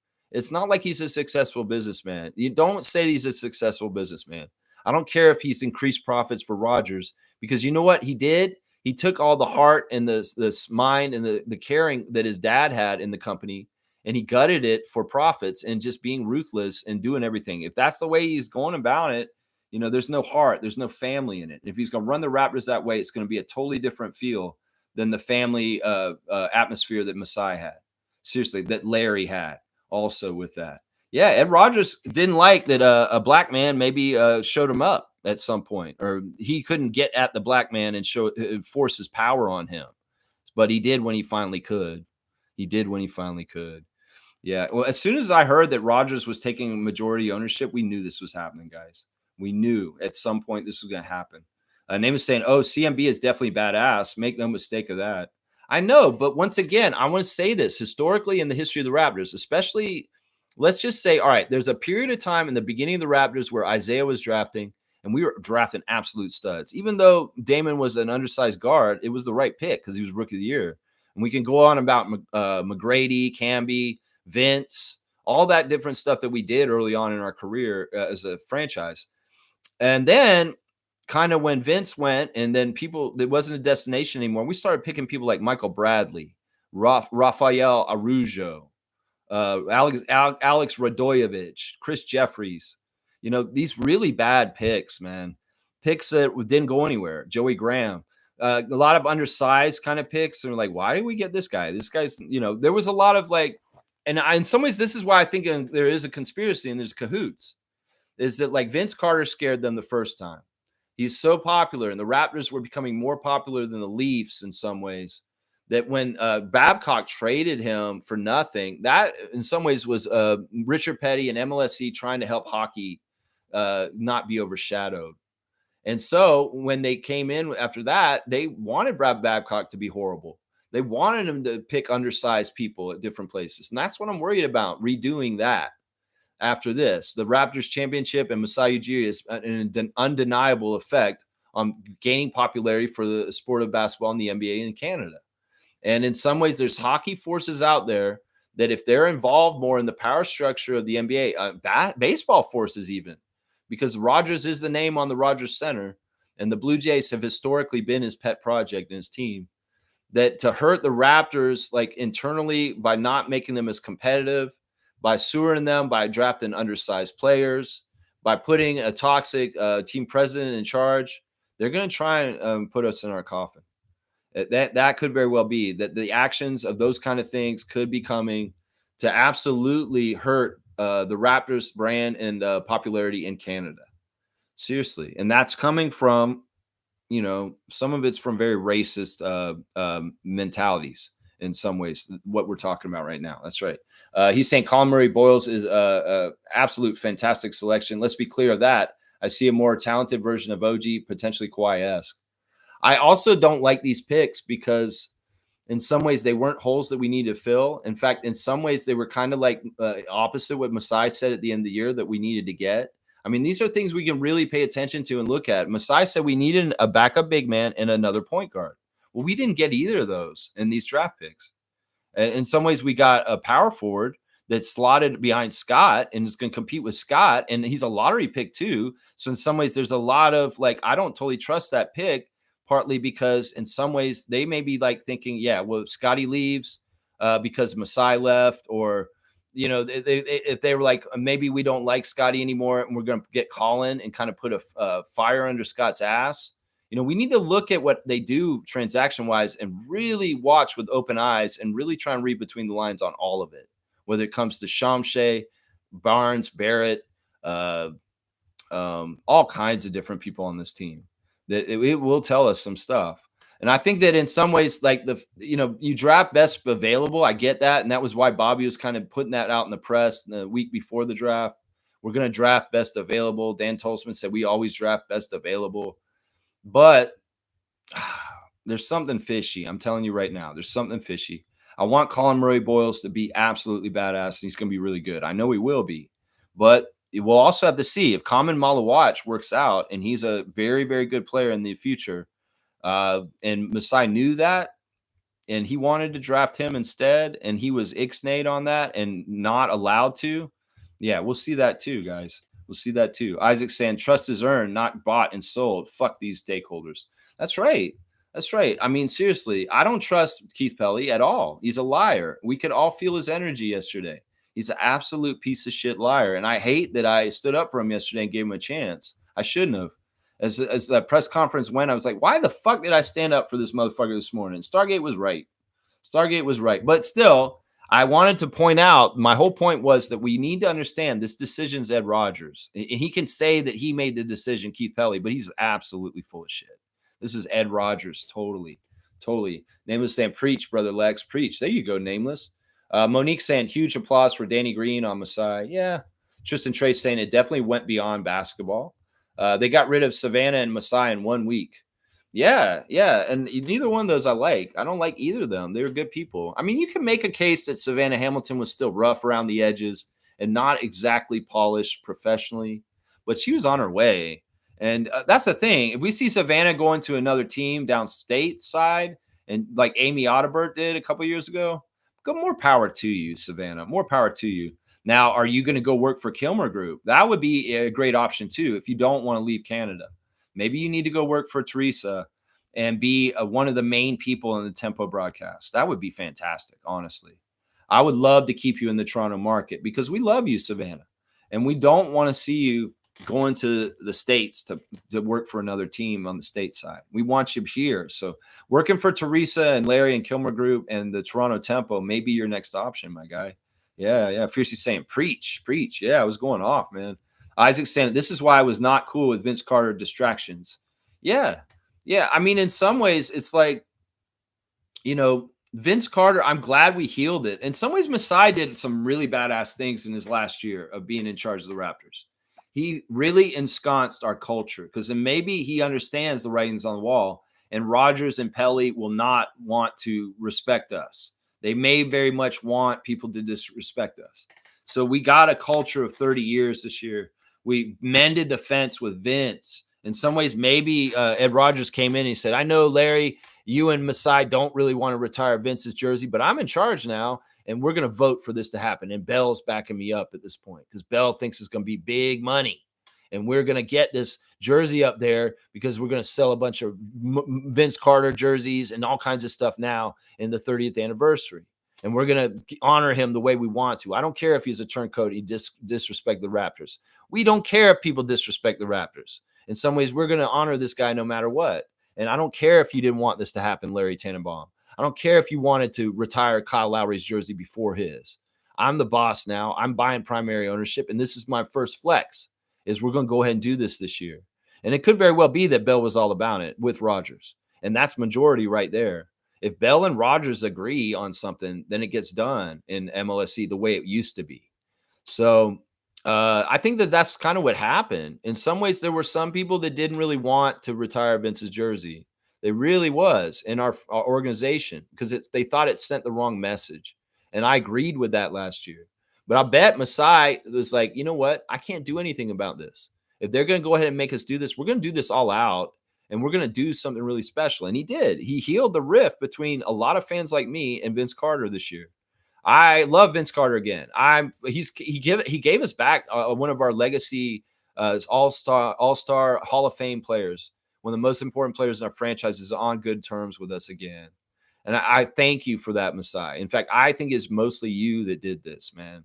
Seriously, even though maybe Ed Rogers forced it, you turned the other cheek and you made it into a beautiful thing.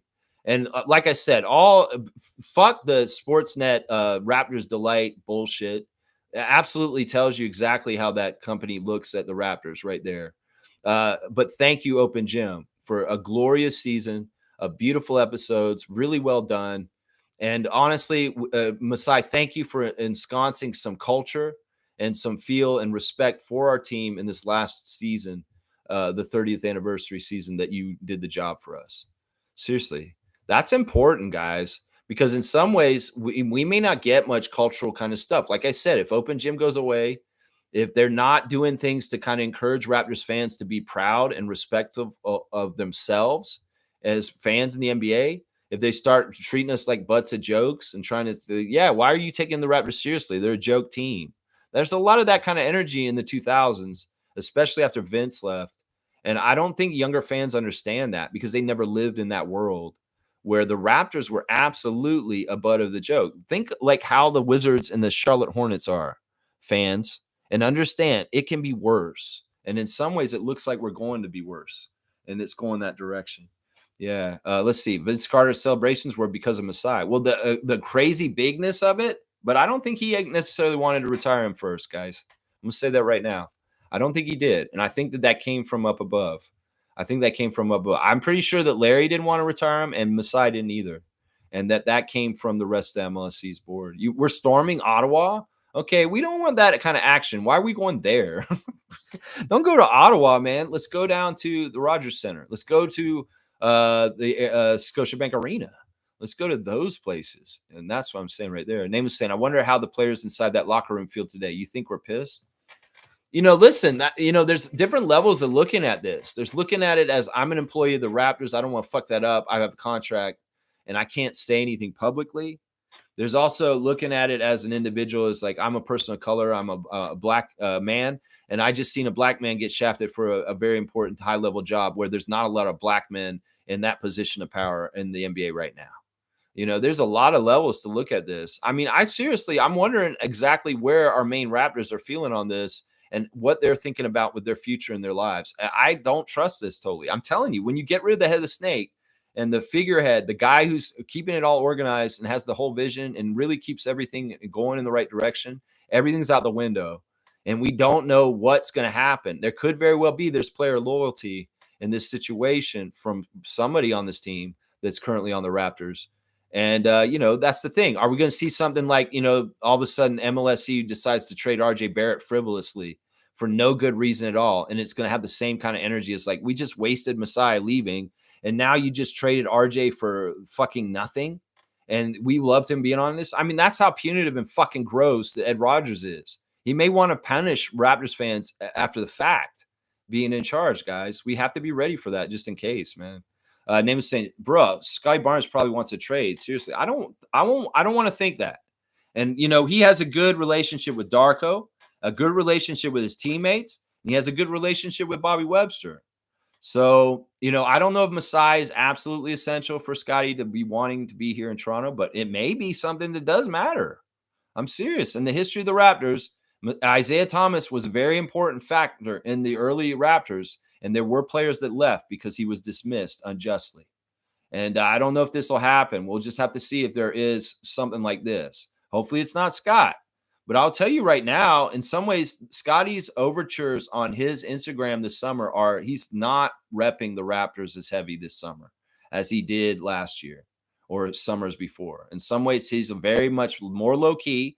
It could be that he's got the child and he's being a dad and spending more family time. He's just really in the zone working out.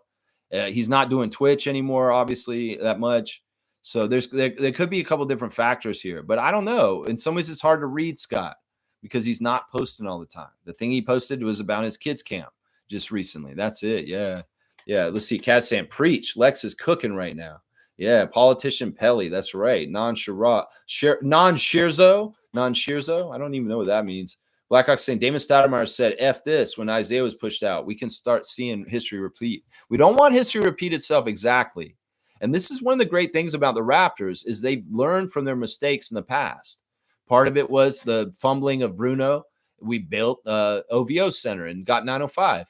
Part of it was the fumbling of Tracy McGrady and Vince Carter when they came to Toronto and not having the proper people to meet them or drives or anything. That just showed how oblivious MLSE was to how to take care of the players correctly when, you know, you have high-level multi-million-dollar athletes like Tracy McGrady and Vince Carter coming here, and we can't get our shit together to actually send them a car to get them from the airport and shit like that. You know, these were mistakes of the Raptors past. And in some ways, Masai listened to the history of the Raptors, and he tried to avoid as much of repeating any of these mistakes. But in some ways, once again, we don't have that guy to trust that he's trying to avoid this kind of stuff in this new regime change as of yesterday. And who knows? Like I said, some of this may be manipulated on purpose to be bad on the down low in some ways. That's why I don't totally trust this situation. I trusted Masai because I knew that he was trying to make us win. And the people in power at this point, I don't know if I can trust them for that at this point. G saying basically we want to hire someone that will take less money and do what we say. Yeah, I don't know. They do want to hire somebody for less money, obviously. That's why I say just promote Bobby, give him a little bit of a raise, promote Dan, give him a little bit of a raise, and just hire an assistant GM at a low cost. If you really care about cost cutting. In some ways, this is the best way to do it. Bobby could be the team president, but he'll also be really kind of doing the GM still. And Dan Tolzman will be GM in title, but in some ways, he's still the assistant GM on the down low. So let's see. Dunk for G. Yeah, we can give a G dunk for sure, because honestly, G was heavy lifting in the chat yesterday on the Keith Pelly press conference. Good job, G. You were recognized for being very stellar. And also, Isaac, good stuff, man. Good stuff. Let's see. Seymour, yeah, you said a dunk for G. Isaac saying, I trolled the hell out of that live stream for 4 hours, telling folks how to cancel Rodgers. I was okay with watching Fred VanVleet move on. I accepted losing our MVP Pascal, but this is our culture. There's a lot more to this, yeah, than a lot of things. And that's why we need to hold on to it. In some ways, we got to say, what would Masai do? In some ways, we got to be like, this is the way of Masai, and we got to keep it going. I have the Rosen code. Well, this is the way of Masai. And in some ways, true blue Raptor fans that love this team and really want the right things, we got to remember the way of Masai, and we got to try and operate in that kind of way and demand our team operates in the way we used to, and hopefully continues to operate like the way of Masai going forward from now. But yeah, we need to watch what's happening. If some of y'all don't want to watch anymore, I totally understand. I won't get mad at you. Seriously. Some people are already saying, yeah, I'm not going to watch the Raptors anymore, because I understand. And I understand just how important he was and where we're going now. And yeah, I totally get all that. I totally get all that. Isaac, you're a badass, man. G saying politician Pelly had the audacity to tell us this was his idea and the board agreed with it. Does he think we're a group of idiots? How insulting to our intelligence. Yeah. Yeah, we're not stupid. This is public, the issues that Ed Rodgers had. Maybe Ed Rodgers shouldn't have said that shit he said a couple of years ago. Then it wouldn't be so publicly out. It is publicly out. And we know exactly where this came from. Pelly, you can fall on the sword for your Lord there. But listen, you're not fooling anybody. Raptors fans aren't stupid. We know who fucking called this and who wanted this so bad. He was salivating to do it as soon as he could. Seriously. He was salivating as soon as he could. You know, they could actually waited till after the long weekend. You're acting like, oh, you're like, oh, I'm so sorry I had to announce this on your Canada Day long weekend, Canadians. Like, he knows it's going to hurt us, but he's also like smiling about it at the end. Watch the end of the press conference. You'll see Keith Pelly smiling at the end when he's saying, yeah, I ruined your weekend, everybody. So it's like, it's malicious. You could have waited till next Wednesday and announced it then. Just let everybody have the weekend, Keith Pelly. You didn't have to do this shit. There was no timeline for this. But no, Ed Rodgers wanted to get it done as soon as he could. As soon as he could. And that was as soon as the draft was over. Yeah, let's do it right first thing in the morning, blindside everybody with it. Because this is absolutely the first chance Ed Rodgers could do it. Absolutely the first chance that he could do it. That's right. Absolutely. Yeah. Let's see. Blackhawk saying MLSE do not want any humanity infused in their product. Just buy a seat and shut the fuck up. Yeah. Yeah. There's not going to be any character, culture, style, humanity, heart. It's going to be very cold corporate kind of bullshit, man. Very cold corporate kind of bullshit. You're just fans. We just look at you as customers, and we want you to spend money. And we don't give a shit about this. In some ways, the Raptors' experience in the arena may change a lot, guys. We'll have to see what's going to happen. We'll have to see what's going to happen. G saying, I don't want Bobby to be president. Pelly literally said the only reason they're getting a president is because they're rebuilding. What happens after the rebuild? Fired. Money talks. Well, I think that they're going to try and get rid of Bobby anyway at some point. It doesn't matter. But at least this is the thing, G. We can extend unhindered Bobby being able to try and work in the way of Masai after him without somebody who's in charge above him. That's the whole thing right there. Look, Bobby's under fire either way, just because, look, they're going to look at everything that's in this era right now and trying to get rid of the memory of Masai. Seriously, they will. And that's why I say watch Shamshay. Pay attention to Ulrich Shamshay and the project that he's supposed to be coming up for our team. And if we see some stupid ass move or something happens, there's the other thing is like Rich Paul, he had a good relationship with Masai, and everybody who's clutch on our team, in some ways I worry, whether it's Brandon, whether it's Ulrich Shamshay, because seriously, I watch this. That'll be the canary in the coal mine. It'll be a symbol of the wiping of Masai's impression and what he's done to this team. In some ways, Keith Pelly saying like, we'll have to see if what he built here can be tested and last. That's kind of him saying, I'm going to fuck this shit up and trying to race him on the down low. Seriously. Name was saying, I fucking loathe Rogers and Pelly. Yeah. Good morning, Raptor Free crew from Cool Cat. Good to see the coach. Nako saying, last year Masai said we'll be okay whether or not I'm here. He saw this like a year ago. He saw this like, honestly, Nako, he's seen this probably. It probably started when Larry was seriously having to talk about leaving, because Larry was his guy. Larry was protecting him. And as soon as that kind of started, now the curveball was Bell fucking up, man. It may not have gone exactly this way if Bell being a horribly run company, we need to blame them. Seriously, because they fucked this up. They're supposed to keep their equal share to balance it out and keep Larry as a minority vote decider. But he couldn't do that. They're a poorly run company and they lost money, even though they get all these grants from the Canadian government. Fuck you, Bell. Boycott Bell also, guys. Boycott both of them. Go to Freedom Mobile or Tech Savvy. They're both very good independent companies that can give you to your telecommunication needs, like with your phone and your internet and stuff like that, TV even. So yeah, Bell dropped the ball, and they have their part in it because they are bad business, and they had to sell their part of the MLSE to stay afloat as a business. So it's fucking bullshit, man. This is all kind of coming. The wheels were in motion. And I could speculate that Masai could see this coming maybe 5 years ago, guys. 5 years ago, long time ago. And that is true. That's why he said stuff is like, look, I believe in this city. I believe in this team. I believe we will win another championship, whether I'm here or not. That's what Masai said right there. Fuck Brooklyn. There you go, Paul B. Good to see you, Paul. How's the weather in Wisconsin, my guy? Seymour saying on Thursday, call in. I spoke to Lex about the issue and ownership interfering. Yeah, but it wasn't as real of an issue until yesterday and what happened. Guys, I just want to say real quick as a programming note, Trevor J, who's been absent from the channel, is okay. I reached out to him yesterday to make sure he's all right because he's been missing for a few days now. He had an emergency happen, and he had to leave the country out of the United States all of a sudden. He has no internet where he is. But he assured me he's okay, guys, and he'll be returning to the channel when he comes back.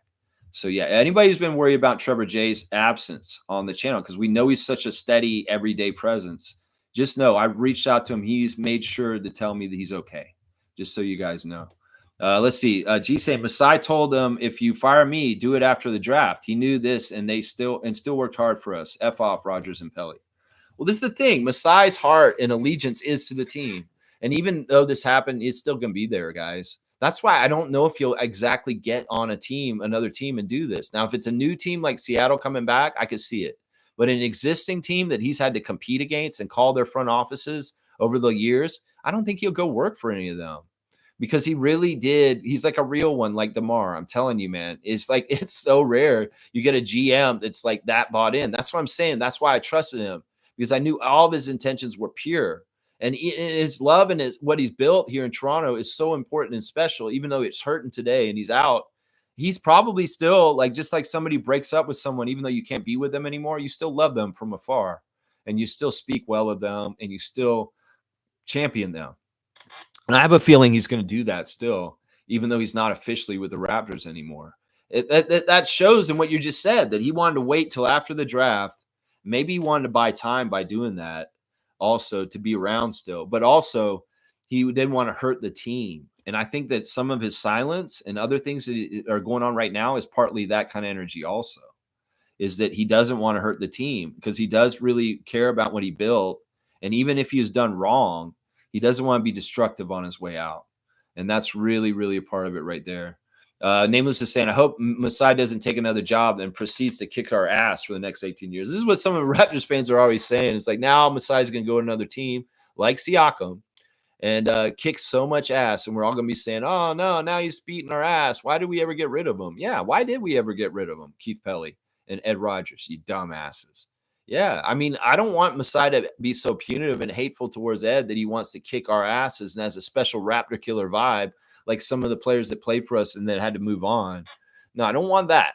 I don't want that. And in some ways, I don't see that kind of energy from Masai. I really don't. I think he'll have a soft spot for us no matter what for the rest of his life, just like Siakam, just like Fred. So, yeah, racist owners. Yeah, racist owners. That's right. Monique saying, in much happier news, Summer League schedule is out. Yeah, here we go. Most going to bring up a Summer League schedule. We got the games.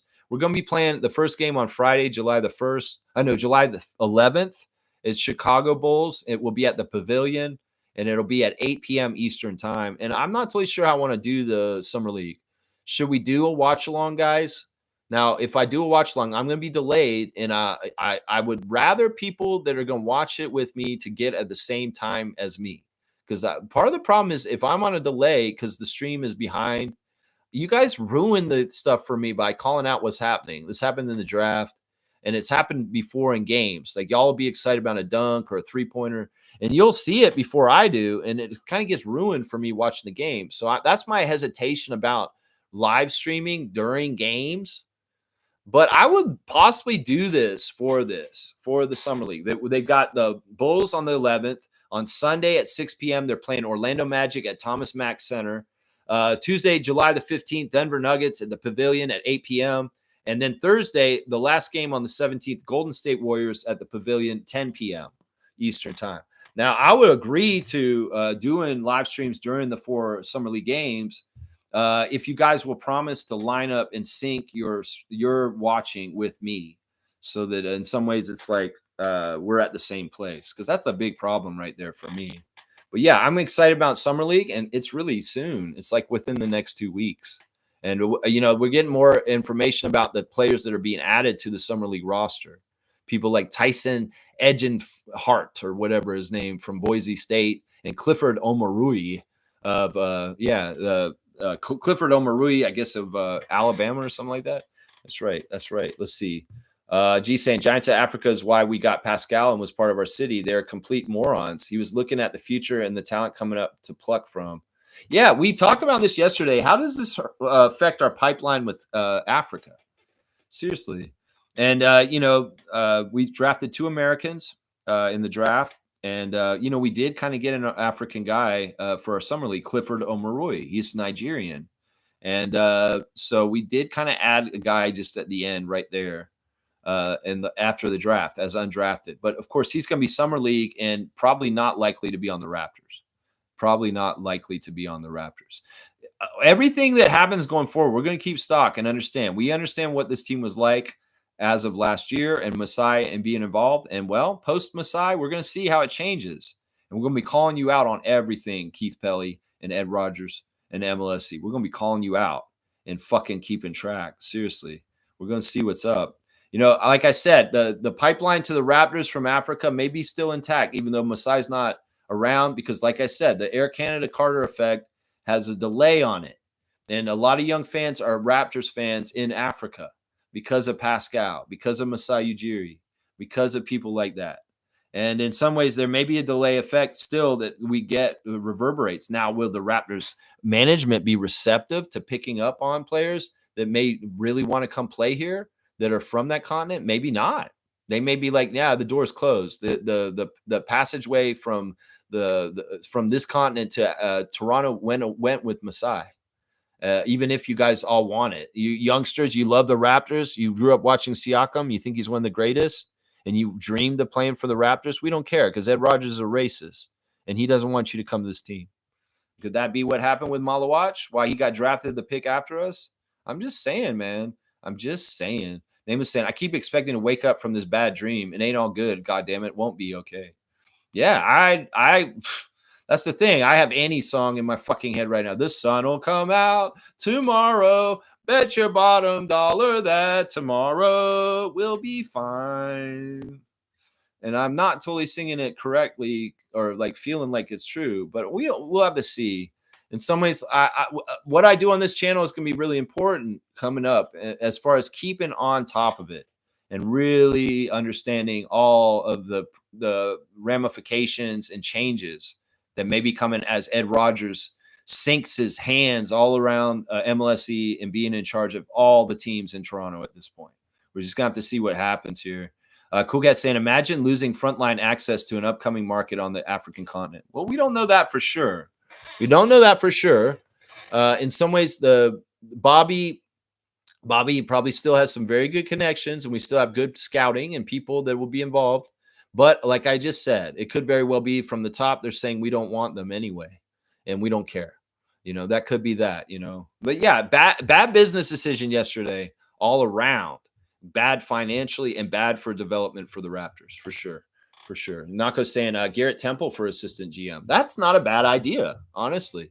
That is not a bad idea right now. That would be kind of cool, actually, if they came out and said our new team president of the Raptors is Garrett Temple. Like, and he's above Bobby. I would be okay with that. He could actually do this job, and I trust him.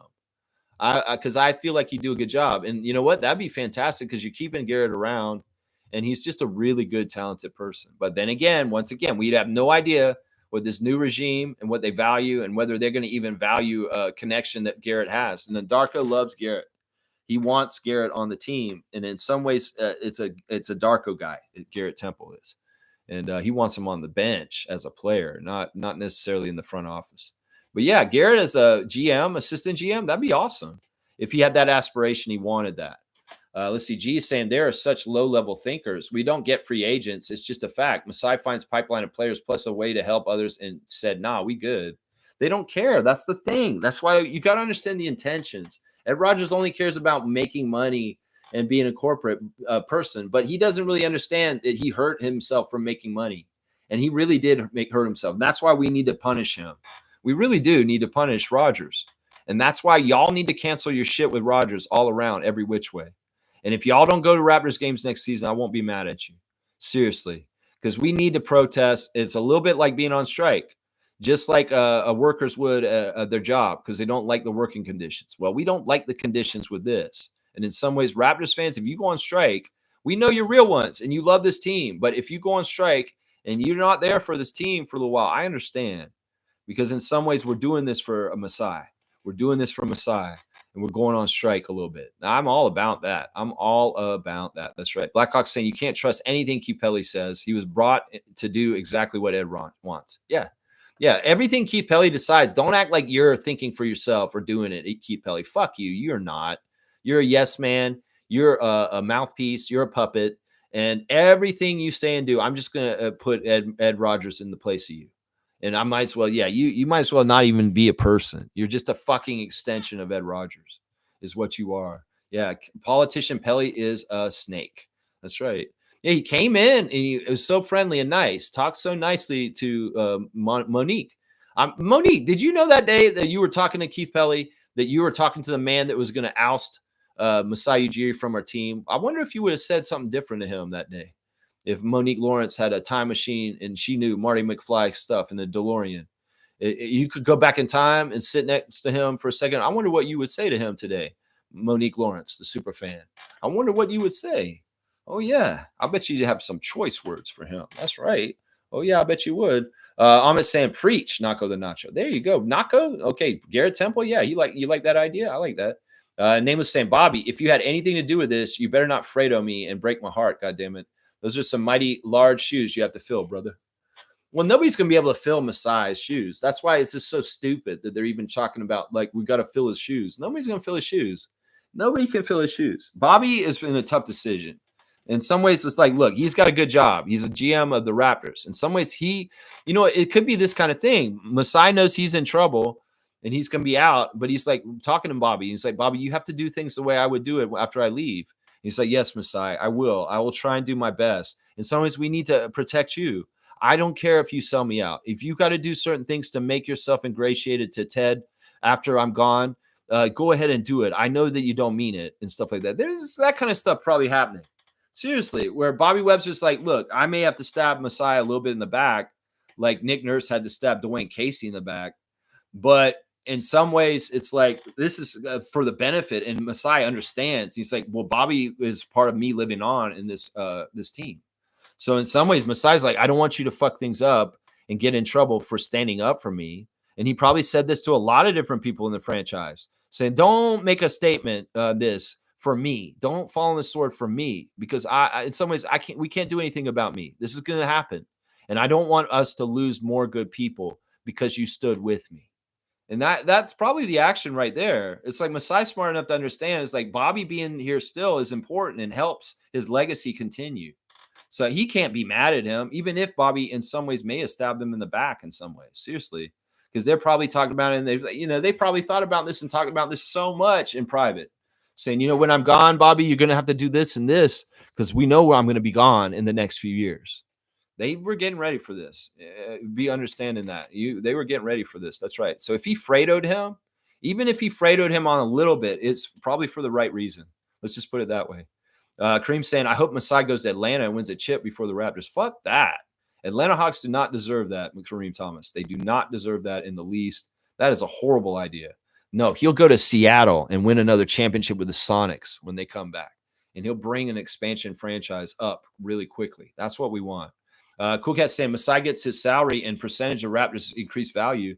So with the sale of the Lakers, Celtics, Minnesota, that's growth in value. Masai better off waiting a year for his next career move. Yeah, I think that's what he's going to do on the down low. And we'll know because we're paying attention. We'll have to see. If he gets announced for another deal, that means they're paying him out of the ass. And he doesn't mind walking away from the contract with him. Y'all keep saying that these coaches collect contracts from different teams, but that's bullshit. No, the rules are, if a coach accepts another job, they don't get the money from the other place anymore. I know y'all said that's true about Monty Williams, but it's not. Monty Williams had to walk away from his Phoenix salary to take the huge salary from Detroit. Now, did Monty Williams take an NBA job after Detroit? No, he didn't. So Detroit is still paying him. It's when guys leave and they go and take another job. That's part of the contract. They say, oh, well, you'll get paid by the Raptors still as long as you don't work for another team right now, Masai. But if he goes and works for the Lakers this year, that they are probably paying him more than what he was paid by the Raptors. And that's why he went and did that. Because otherwise, he could just sit at home like Monty Williams and get a huge exorbitant amount of money from Ed Rogers for doing nothing. And I think you're right, Cool Cat, that Masai's better off taking a year off. Don't continue to burn yourself out like Nick, who jumped right into Philadelphia.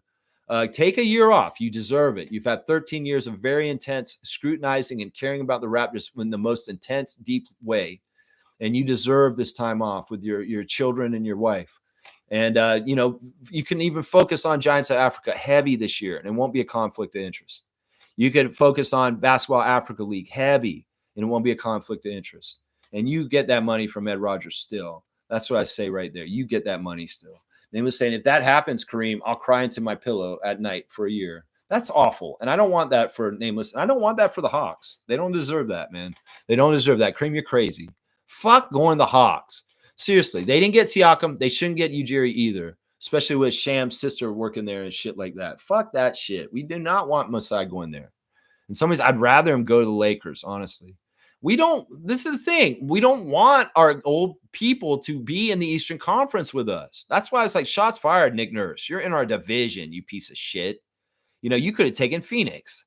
And in some ways, I would have been much happier if Nick Nurse was a Suns coach. He's the Sixers coach. We hate the Sixers. So, no, we don't want Masai in the Eastern Conference. Just understand that. I'd much rather him go and run the Lakers than run the Hawks. And I'd way rather him run the Sonics when they come back. That would be even cooler, honestly. That's actually a job that I'd enjoy to see Masai run if he is going to be around the NBA. Not Las Vegas, not any existing team. But if he goes to Seattle with Tim Lewicki, that would be badass. Honestly, I'd be very, very happy with that, man. Very, very happy. A.O. Gorman's here. Good to see you again, A.O. Gorman. I remember you from before. Welcome back to the Raptor Freak channel. Yeah, man, us fans from the 90s are very skeptical with ownership in Toronto. Well, this is a thing that Masai brought for us. The normal action of a Toronto sports fan is to not trust the management, to not trust the owners, to not trust the GM. It's really valuable when you have a trust. Masai, we trusted. We very much trusted his intentions, and his ability were very good. Every single person you hire, that's the same thing with Thibodeau. Thibodeau's going to have a replacement that is going to be somebody who's not going to do well because they're doomed to fail. The shoes are too big to fill. And in some ways, that market is so hard. Thibodeau is one of the few people in the world that could be the head coach of the Knicks in that situation. He can't be replaced. So in some ways, Masai is the same thing. You can't replace Masai. In some ways, we didn't need to replace him. This is totally a punitive move. And this is the sad thing is the Raptors were one of the few Toronto sports franchises where there was a lot of trust. It was being run correctly, unlike the Leafs and the Blue Jays. Well, now we're back in that category with them as of yesterday. And I hate that so much. Trust me, I hate that so much. In some ways, I hope that we're still successful despite all this. But in some ways, we have less trust in what our team's going to be at this point. That's right. Less trust. That's right. A.O. Gorman, good to see you, man. Neil's saying after the draft could have been next week. This is just bullshit. Yeah, they did exactly the next day. Ed couldn't wait, y'all. He couldn't wait. And he enjoyed ruining Raptors fans' long weekend, guys. He enjoyed it. Let's not get it twisted. Ed Rogers doesn't like us, probably, guys. You know, he probably looks at us as just numbers. He doesn't look at us as humans or doesn't look at us as people that he cares about. It's not like he cares. He doesn't. You got to understand this. He really doesn't, guys. Let's see. Kaz is saying Keith Pelly's just a puppet, and now Keith wants his own puppet. Yeah. Yeah, there's levels. This is corporatism, bullshit, unnecessary jobs, people that don't know what they're doing. They're just in there. You know, it'll be very interesting to see. And as each move goes, we're going to cover it here. We're going to analyze it, and we're going to see it for what it truly is. And they can have a mainstream media spin. They can have a Sportsnet spin. They can have a Bell TSN spin. They can have more mainstream podcasters like Hello and Welcome and Samson Folk. They all go places where they won't go. I'll go ahead and speak the truth in very, very, very specific ways like I have in the last day or so. Yeah, these guys aren't going to talk about race. We'll talk about race here. And this, some people are trying to say it's not about race, Lex. It's not about race. Bullshit. It's not about race. This is the thing. The racists want you to not bring up the race card and not talk about race because that's how they can suppress their racism and being called out. Seriously, anybody who shames somebody for playing the race card or saying race is not an issue there, you're part of the fucking holding down what the racists want you to do, is what I'm saying. This totally has to do with race. Trust me. When the owner is a MAGA, when the owner is a racist, a white supremacist, this is what this is. This is exactly what this is, guys. Seriously, man. That's right. G saying they did this before the long weekend because in their pea brains, they thought we will give the fans the weekend to cool off. Their playbook is predictable. They don't realize that won't happen. No, this isn't going away. I mean, seriously, if some of us were going to hold a grudge about the Vince Carter trade this long, yeah, you think this is going to go away, Keith Pelly? No, bro. You just ruined your life to a degree, man. You can expect going out to restaurants, being on the streets of Toronto, and hearing it from people everywhere you go. You're going to be just like Nico Harrison in Dallas. You think that Nico's had a moment of rest since he traded Luka last year? No, he hasn't. And this is the same shit. The Kimberly from Giants of Africa is right. This is our Luka. And in some ways, you're going to hear it from fans wherever you go. If you run into the superfan Monique Lawrence in the Scotiabank Arena this year coming up, you're going to hear a little bit different thing from her voice at this point. I'm pretty sure. Yeah, you will. You will. And it's all justified too, man. So good job. I guess in some ways, I hope that salary that Ed Rogers gives you is worth fucking being a pariah and being treated like shit by the public for the rest of your life. Because that's what you're going to get. You say you don't have a legacy? Well, that's what you're going to get, Keith Pelly. Yo, Colonel Sanders looking piece of shit, motherfucker. Yeah, that's what you're going to get. You're going to get that. And you're going to find it in the weirdest places. You're going to get all kinds of shit. People are going to find out it's you. They're going to spit in your food. People are going to find out it's you. They're going to say shit to your face and cuss you out in front of your children. They're going to do this shit. They are. You going to think they're classless? Nah. You and your fuck-faced boss are the ones who are classless. You treated a very classy person that did their job well unfairly. And the fans are going to come and get the receipts for Masai in the future when you're out and about. Trust me, you will get it. You're going to get it for the rest of your life. Nobody's going to forget this. Nobody's going to forget this. And this is coast to coast. It's not just even here in Toronto. People are feeling this right across Canada. Raptors fans are feeling it in the United States. Raptors fans are feeling this globally. You're fucked, Keith Pelly, and you don't even realize this. You guys are so arrogant and stupid, you don't even fucking realize how fucked you are for the rest of your life, Keith Pelly. You're going to be hearing it. You will be hearing it. That's right. And if you see him, do it. Seriously. I fully endorse that. Just tell him, yeah, we love Masai. Fuck you. That's all you have to say to him. Seriously. Tell him he's a piece of shit and fuck you. That's right. That's right. Kaz saying, yeah, Rogers thinks we're going to just forget about this shit. Laugh my ass off. Nope. No, we won't. No, we won't. And in some ways, we're going to remind people here. That's right. Neil saying, who does Keith Pelly remind you of? Because this happened to us before. This is history repeating itself for this franchise. Richard Petty. Richard Petty. This is what this is. This is the problem. Tim Lewicki was such a godsend for the Raptors because he separated the toxic dysfunction of the Leafs from the Raptors. And we only started this beautiful, bountiful Masai Ujiri era separated from the Leafs. Now, it sounds like from Mike was saying this on the Discord that one of the things that they want to do is brand the teams together since they're all consolidated under Rodgers now. You know, we can expect the Raptors getting more and more lumped in with the Leafs and the Blue Jays going forward, and that is not good for us, guys. Part of the reason why the Raptors were so successful in the years of Masai is there was a separation, and we were able to run things without hockey people being involved. Well, this door has been opened once again because as people pointed yesterday, like Stargate said, he's a hockey person. Keith Pelly is a hockey person first. I mean, why was he bringing up hockey shit in our press conference yesterday? Seriously, you don't need to bring up all the hockey names and shit like that. Fuck that. You're talking about the Raptors, motherfucker. And in some ways, that's the problem, is they're going to be crossing over the Raptors with the Leafs and management and decision once again. And that's never been good for our team. Never, ever been good. And that was Richard Petty's position, which is now basically Keith Pelly's position. Man, I wanted to believe Keith Pelly was for real and he was going to be good and that he could keep Masai here working for a long time. But I underestimated the petty, immature, egotistical piece of shit that Ed Rodgers is. Seriously. Seriously, man.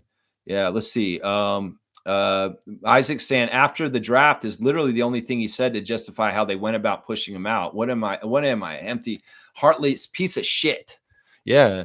No, they didn't give a good reason. And credit to the press once again. They kind of came at them like fans themselves, fans of Ujiri, fans of the Raptors, and saying, "What the hell are y'all doing? This is not good for the team." And the press actually was kind of holding them to it. And I appreciate that, you guys. You could have done a little harder, though. You could have gone at him a little harder, and you would have got a lot of fans really on your side, Aaron Rose. You could have gone a little bit harder in there, a little bit harder. But appreciate the Raptors media scrum for actually doing their job very well yesterday for the most part. Yeah, the timing of it, there was no point. We didn't get a clear reason for why he was dismissed either. There's no absolute clear reason at all. Just he decided that it was time. That's all. That's what he said. No, Rodgers decided it was time, and he's speaking through you. That's what it is right there. Fiercely saying, I sense the domino effect starting. Nobody's safe. Yeah, that's what I'm saying. Once you lose a figurehead and a leader like Masai, I've been saying this for years. If Masai goes, everything's fucked up, guys. If Masai goes, everything's fucked up, and we got to assess everything as far as what's going to happen. And yeah, there may be more dominoes coming, unfortunately, Fiercey. And we don't want this. Kaz saying, Pelly literally talked for 20 minutes and didn't say anything. He didn't give any reason for why they did this. Any clear reason at all. Perfect bullshitting. Perfect corporate bullshit talk. Perfect, exactly all this kind of shit. Dodging questions, not answering correctly. A little bit of talking up Masai, but also at the same time, kind of like not really even explaining what he did wrong to not be in his position anymore. Seriously, nothing at all. Nothing given to us. Just absolute dodging, lying, and bullshit. Mark's saying, sad to see Masai go, but maybe it was time. Nah, you don't get rid of somebody like that. You can have, like, this is a thing. You could say this, like Greg Popovich and Pat Riley are going to be around their teams for the rest of their lives. They're going to die, and they're going to be still working for the Spurs and the Heat. And we needed that to be this case with Masai. Seriously. Now, I'll get back to this again. Now, think about it. Hockey forces don't want the Raptors to be so popular. In some ways, somebody made the case that part of this is that They don't want the Raptors to win another championship before the Leafs win a Stanley Cup. Well, let's think about this deep. Gary Bettman hates the idea of a Canadian team winning the Stanley Cup, obviously. In some ways, he understands his business model is fine in Canada. He's going to make money up here, and they don't need to have championships and Stanley Cups here in Toronto or the rest of Canada because the Canadian market's strong, and they will support the NHL anyway. They need more championships to go to the Lightning and the Panthers and teams in South Florida and other places in South because hockey's not technically really a market down there. But they want to make inroads. And the only way you make inroads and quick fans is winning. People want to get behind winning and feel that. So a Stanley Cup in Canada is lost because they're already going to make the money up here. And they want to develop and grow down south. So that's a big part of the reason why in Gary Bettman's NHL, there hasn't been a Canadian Stanley Cup winner in 32 years, is because it's very much on purpose. Now think about this. They don't want the Raptors to win another championship before the Leafs. And I just told you what I just told you about the NHL team and the NHL with Canadian teams right now. So there's like, not only are we stacked against this, we're stacked against Gary Bettman not wanting the cup to come back to Canada. In fact, we may have a better chance of winning our next championship if the Leafs actually do win the Stanley Cup. And then all of a sudden, hockey people are not trying to hold us down so much. Does that all make sense, what I just said? Like, really think about it. It's shit like AL East fucking baseball with Blue Jays, Red Sox, and Yankees kind of bullshit. I'm just saying. There's forces out there that will really try and impede the Raptors from winning again. They won that year. In some ways, that was a genie out of the bottle. And in some ways, they didn't want that to happen ever. But we did. We capitalized on the one good chance we had, and we got it done. Thank God. But they saw just how much it raised the profile of the Raptors around the world and money-wise and to the detriment of hockey. And this is part of the actions of what's going on here. So what do? You get Keith Pelly, a guy who's more doting on hockey, honestly. And he's going to be in charge and making decisions of the Raptors. Now, this doesn't look good, man. This doesn't look good for what we're going to be doing, man. Seriously, man. Thank you for everything, Masai. Yeah. Masai had outgrown that position, and I'm sure he has bigger aspirations. Yeah, but everything in its good time. And honestly, Masai didn't want to leave, man. And, you know, everybody making the excuse that, like, oh, he's too distracted from his other stuff that he couldn't do the basketball stuff right. That's bullshit.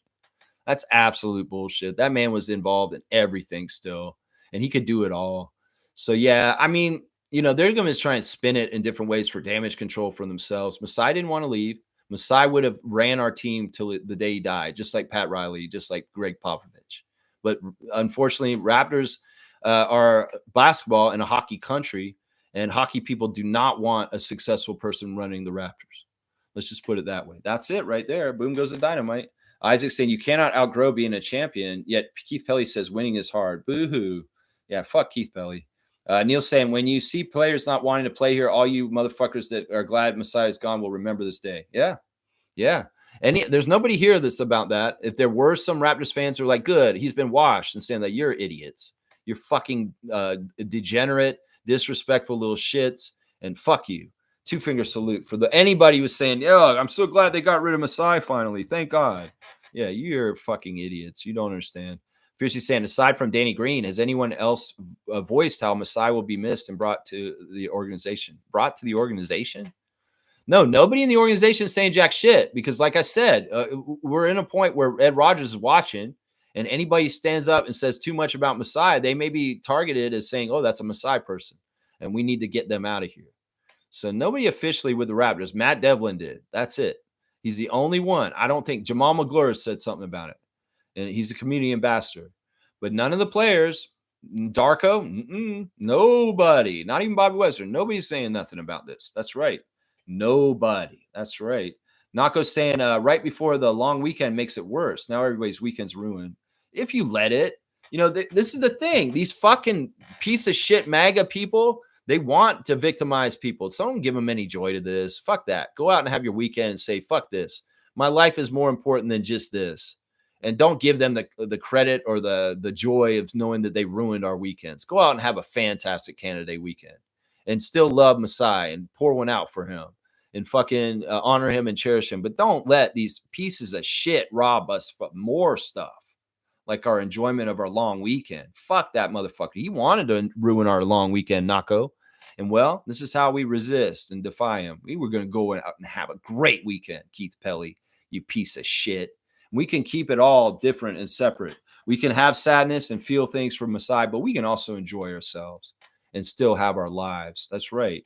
That's right. Neil's saying, yeah, I voice it all over the internet and I matter because I pay for seats and jerseys. Nab Bhatia and the ex-mayor said, thank you, Masai, but didn't speak out because they are off on the corporate mindset. Yeah. I mean, that's the thing, man. You're either going to go and toe the line of corporate hierarchy and mindset and just the bullshit of this world that's really worse and worse because of corporations. Corporations ruin all kinds of things all the time. All the time, they're ruining the world in different ways. They're one of the biggest pieces of shit. I've been saying this for years. The two things that are ruining the world are the 1% billionaire class, the rich people that Tom Duke want to stand up for, and the corporations, the big companies like Google, Amazon, Facebook, Rogers, all of them, all those big fucking conglomerates. They're the fucking worst things in the world. And the fact that they gave corporations political power was one of the downfalls of democracy also. We're seeing it all kinds of different ways. The corporations pay Doug Ford money, and Doug Ford allows them to do whatever the fuck they want without consulting the people. That is basically the action at this point.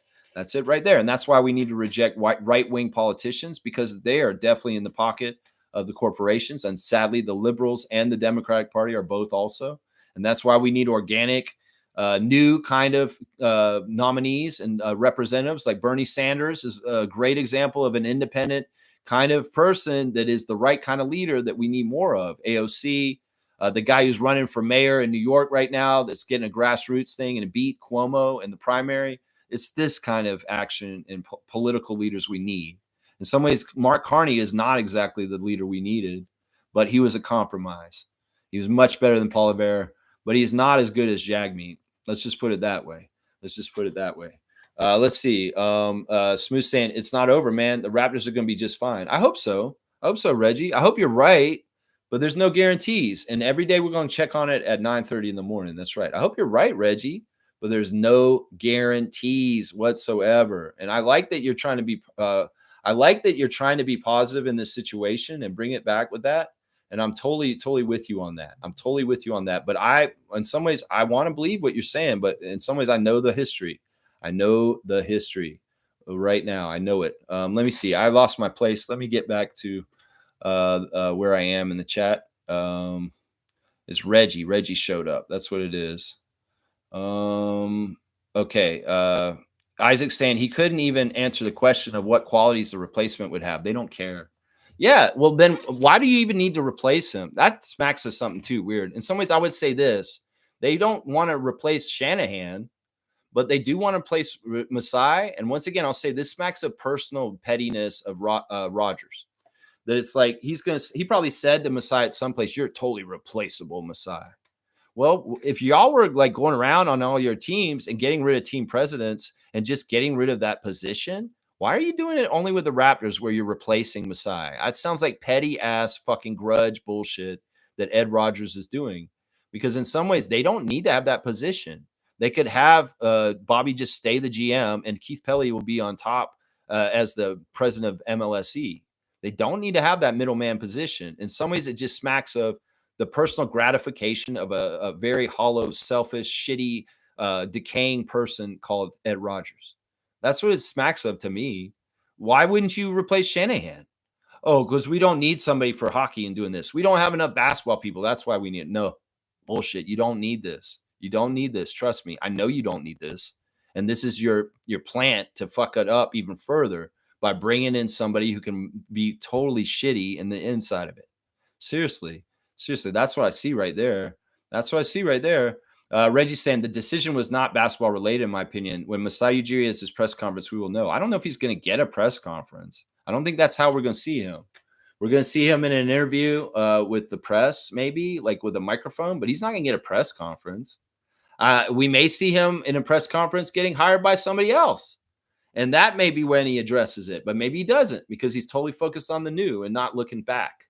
We may never get a real true press conference. We should get a good interview with him where he can elaborate and tell things, but maybe also he doesn't want to hurt the team. and he won't say anything. And maybe he's so professional and above it. It's just as a great individual, he won't even stoop to their level and try and get involved in it. There's no guarantee on what Ujiri's going to say or what he's going to do after this, guys. There's no guarantee in any kind of way. He could go in all kinds of directions. I kind of wish he'd come in here and just start cussing with us. Say, yeah, fuck Keith Pelly. This motherfucker fired me yesterday.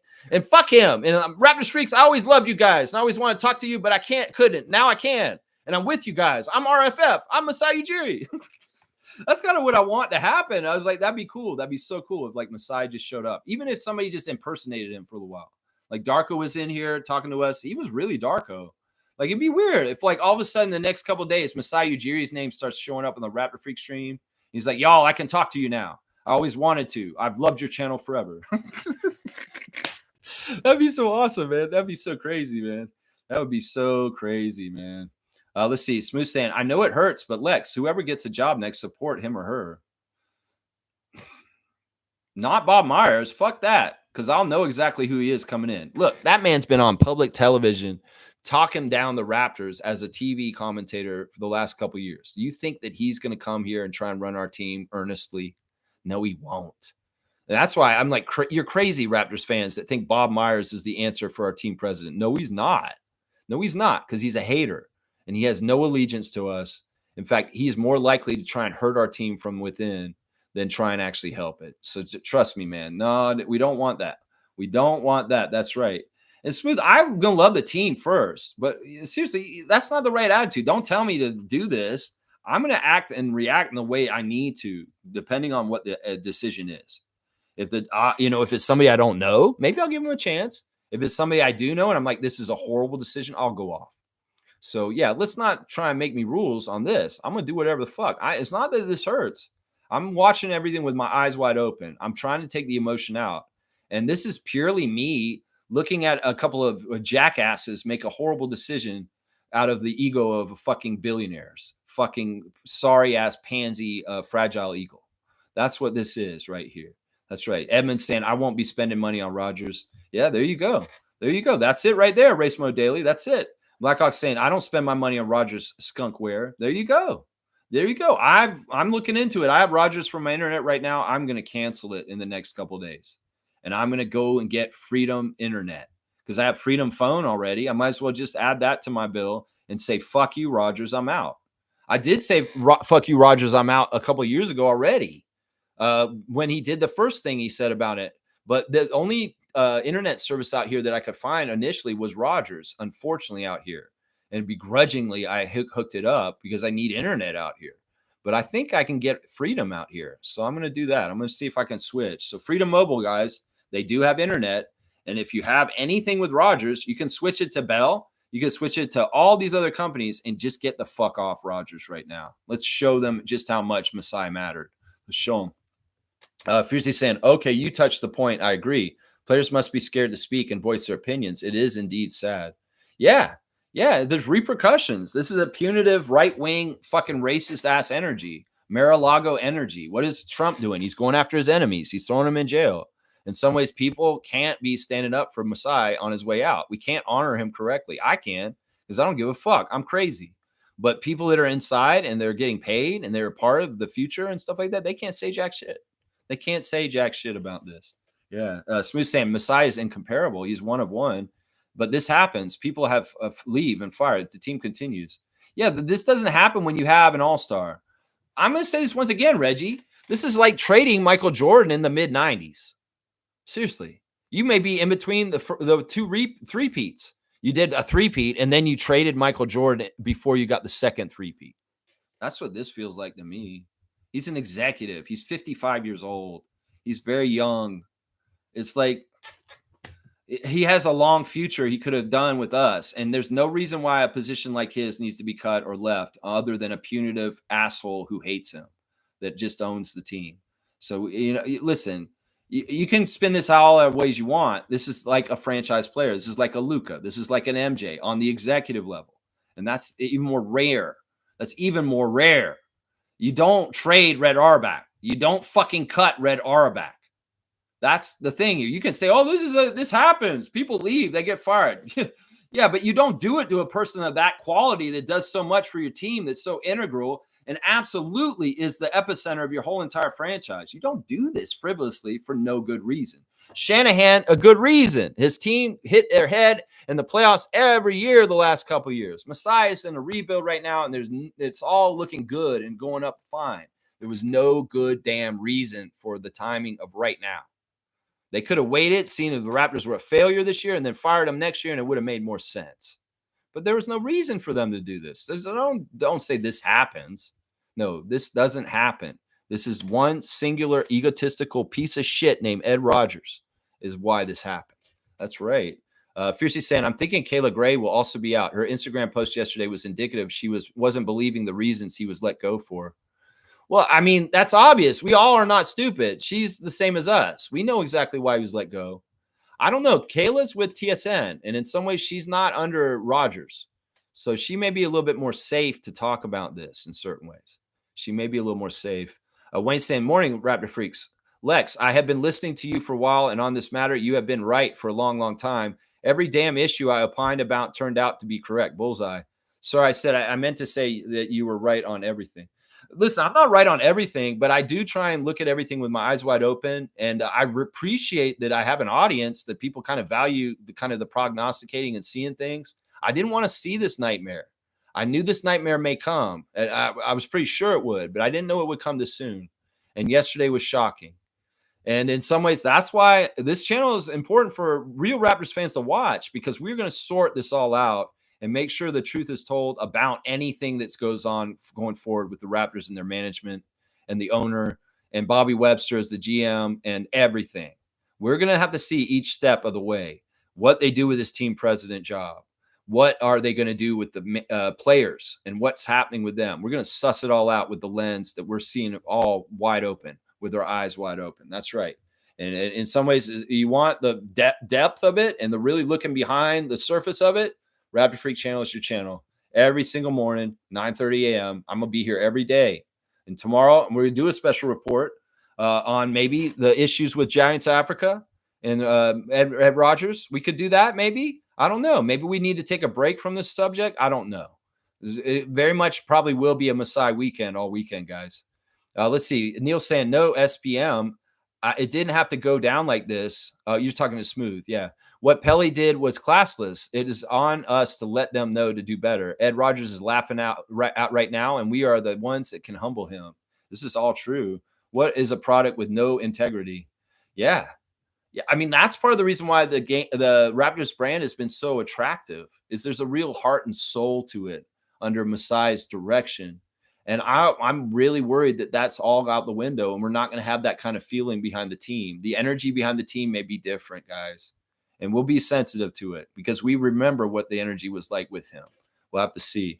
Isaac saying most politicians would at least exude some level of confidence in speaking for 20 minutes, even if it's rhetoric. Maybe they should have called Masai to the podium. Oh, wait. Man, just like New York fans are saying, y'all should just rehire Thibodeau back. This might be happening for a little while. Now, even when the reporters said, who's going to want this job? Like to Keith Elliott's like, it's a president of an NBA team. Who wouldn't want to have this kind of job? It's a sought after job. Who's going to want this job is kind of right. Who the fuck is going to want this job in this position in this way? Oh man, it's crazy, man. It's crazy. We have to see. Nago saying, I trust Bobby. Fuck Rogers and Pelly. Yeah, Bobby, we can still trust. And like I said, there's a loyalty to Masai. There's a loyalty to the Raptors in the right kind of ways. And Bobby's a really smart guy. So we're going to have to see how it goes from here. He's our saving grace. I mean, there were times where I said, if Rogers takes out Masai, eventually, at least we'll have Bobby still. And that seems to be the case, at least for now. That's the problem. In some ways, they could convolute some shit. And next summer, all of a sudden, we're going to see more pieces from the Masai era away from the team. I don't want that to happen. And I'm not trying to speak it into existence. I want the Raptors to be extremely successful this year, and there's no reason for this kind of stuff. But once again, if they have the assessment that they just want to willy-nilly let Masai Ujiri go for no reason at all, they'll make crazy-ass decisions from the ownership group that make no sense at all for winning or success, and they'll only just do it for their own egos and their kind of bullshit. That's dangerous right there. That is dangerous. Part of it was Masai didn't really work from his ego, guys. But if the ownership's going to run this team from their ego, we're fucked, guys. We are fucked. Yeah. Neil's saying, I watched every game regardless of the losing record, but for this BS, I can move my attention to CBL. Yeah. I went to my first CBL game last Sunday. It was fantastic. Scarborough Shooting Stars versus Niagara River Lions. And seriously, this is another way we can kind of say F you. If you guys have a basketball Jones you want to get, well, CBL, Hoop Queens, Toronto Tempo. That's right. We can pivot on this, Ed Rogers, you piece of shit. And our entertainment dollar does not need to be spent on either of the major sports team, whether it's the baseball, the hockey, or the basketball. We'll go spend it on the WNBA. We'll go spend it on the Canadian Elite Basketball League. Yeah. Yeah, we can do this. We can do this right there. Yeah, Smooth saying it's the extension, man. They don't want to extend him. It's nothing to do with the last year's contract. The only way he doesn't get the $15 million is if he gets a position with another NBA team. Exactly. So he's going to get paid by us either way. That's why Keith Pelly couldn't say it's a cost-cutting move to try and save money. We're trying to save money. That's why we got rid of. You can't say that because he's got to pay him anyway. That would have been an easy excuse. He's paid too much. Oh, wait, that sounds like Ed Rogers. He's paid too much, and that's why we had to let him go. He's paid too much. We parted ways. Bullshit, you didn't part ways. Masai didn't want to leave. You guys forced him out. We know he didn't want to leave. I know he didn't want to leave. Y'all forced him out. You're going to say you parted ways? No. You told him what it was going to be, and you're like, yeah, you want to resign, don't you now? Yeah, because you're not going to be in charge, really. You can be smiling and around the Raptors, but we're going to be making all the decisions now, and your nuts are chopped off as far as being in charge of the Raptors. That's kind of what happened, guys, in the last month. I'll bet you money. That's exactly what happened. Let's see. Yeah, the extension stuff, whatever. Regardless of that, we knew that Masai is probably going to be done with the Raptors by next year this time anyway. And it's just it came a year early in some ways. And it's all Rodgers. It's all the grudge with Rodgers. That's right. Nako's saying, I've always watched the draft interviews the next day. Nothing seemed off to me. I'm yet to see a report that says CMB wasn't a Bobby pick. I don't totally understand what you're saying. Now, they have this clip or this little blurb that Masai said about Colin Murray Boyles to make it seem like he signed off on the Colin Murray Boyles. And he very, very well has said the comment, and he was on the list. Let's not get it twisted, man. The fact that the fans and everybody thought we were getting Common and that we need the center, we needed that fit. And I'm serious. If I'm really looking through the lines more and more, it's like this is a manifestation of the shift away from Masai and what he would do. He wanted to have more African players on the team. He's bringing African players here to great success. And, this is a statement by the management. It's like everybody in the fans expected Common Malawach at number 9. He was there. He got drafted at number 10, and he's going to the Phoenix Suns. We could have taken him. We could have honestly taken him. Now, I don't know if he was higher on the draft board of Bobby and Masai than Colin Murray Boyles, but I bet he was. And that this is came from above. And Bobby, much like Keith, has to be a yes man in this situation, that his hands are tied. It could very well be the plan was to take Common like a month ago. And this is not a detriment to Colin. And I think Colin's going to be great. And I don't want Colin to be upset if he's watching me or something like that. But I really do feel like the plan all along was to get Common. And this is part of the FU Ed Rogers is sending to Masai on his way out. Yeah, you spent all this time on this South Sudan kid and wanting him and coming here, and you did all this work. Well, we're not going to draft him, even though we could. We totally could. We totally could draft him. And this is what you wanted. But you know what? You're not in charge anymore. I chopped your nuts off, and you're not getting Common Malawach. I mean, that's all plausible. There has been murmurs from credible sources that we wanted Malawach, that this was a last-minute call in the last couple weeks before the draft. So, Fiercely saying we were building something special. It wouldn't have been nice for him to see the fruition of last season's players' developments and roster changes. Man, Summer League would feel so awkward, so weird vibes. Yeah, I want to see what Shamshay looks like at Summer League. We'll focus on the basketball stuff, but as management, front office, and ownership does things, we'll be paying attention. But we're going to go bit by bit. Summer League will be a great distraction. I probably will watch the games live with you guys if that's what you guys want me to do. Nako saying, I like Queen, but not enough to destroy my future for him like the Pelicans. Well, yeah, I guess the NBA didn't really like the pick because ESPN gave them an F rating for their draft. They got the worst rating for the draft. Yeah, I mean, Derek Queen, he sued himself, honestly. Ace Bailey, same thing. Wayne saying, I don't see Bobby getting the top job. Fuckface said, prominent, successful businessman. That's not Bobby. This sets up Bobby to leave in 2 years. He's above average smart. He's gone soon. Yeah, I hate that shit, man. We'll just have to see how this all plays out. Keith Pelly, if you really do want damage control and you want to show a little bit of a faith towards Raptors fans who hate your ass right now, promote Bobby. Just do that shit. And, honestly, you stepped in the wrong way. We don't want this team run like a business. I know it is a business and y'all run it like a business behind closed doors, but the less you talk about it being a business publicly in front of all of us, the better you're off, man. And the fact that you said you want to hire a team president that's a businessman, that's the wrong message because team presidents need to be basketball people once again.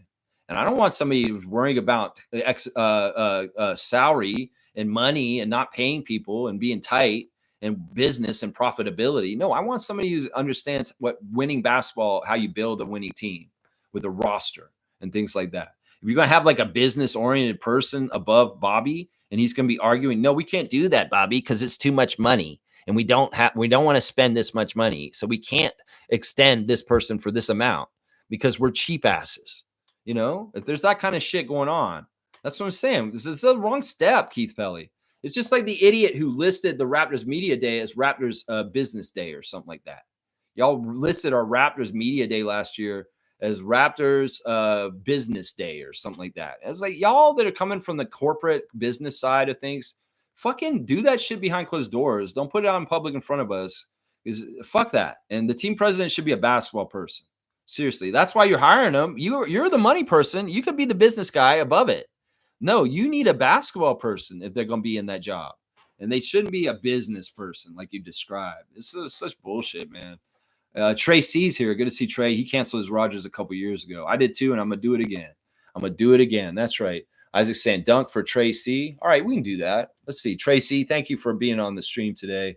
We do Raptors talk every day for at least 2 hours at 9:30 in the morning. We're going to go 3 hours today again. There's just too much going on right now. So this is going to be the first dunk for Trey C on our dunk chart. So dunk leader gets a prize at the end of the year. But our dunk leader, Kareem Thomas, has just not collected his prize for a long time. All right, there we go. Let's keep going. G saying it's cost cutting for the next extension. This 1 year is a write-off for them, but the next president won't get that money and for years still saves them in the short and long term. That's business talk, G. I don't give a shit about that. Listen, the intangibles and the things that Masai Ujiri brought this team brought them more money in the long run. So this isn't a cost-cutting move.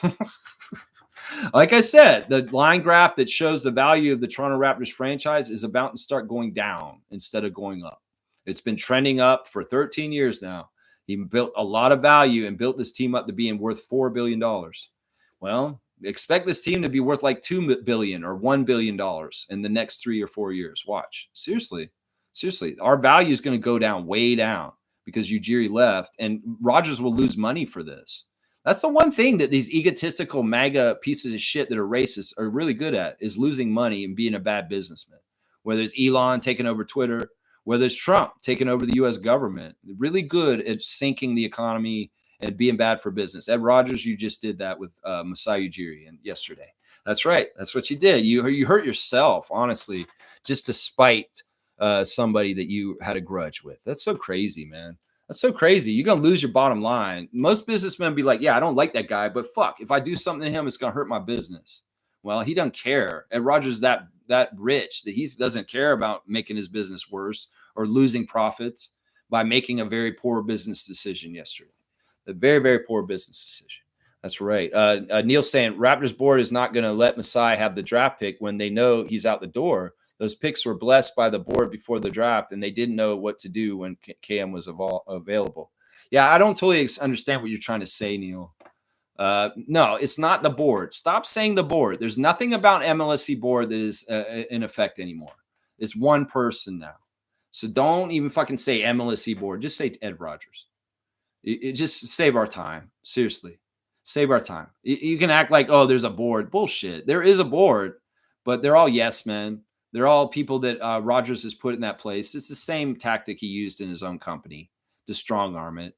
He got rid of the board and he put in a whole bunch of new people that were yes people that would kiss his ass. So let's not act like the MLSE board is something different than anything other than what Ed Rogers wants. So let's just put it that way. Seriously. Wayne saying Stargate was right about fuckface the first day he walked in.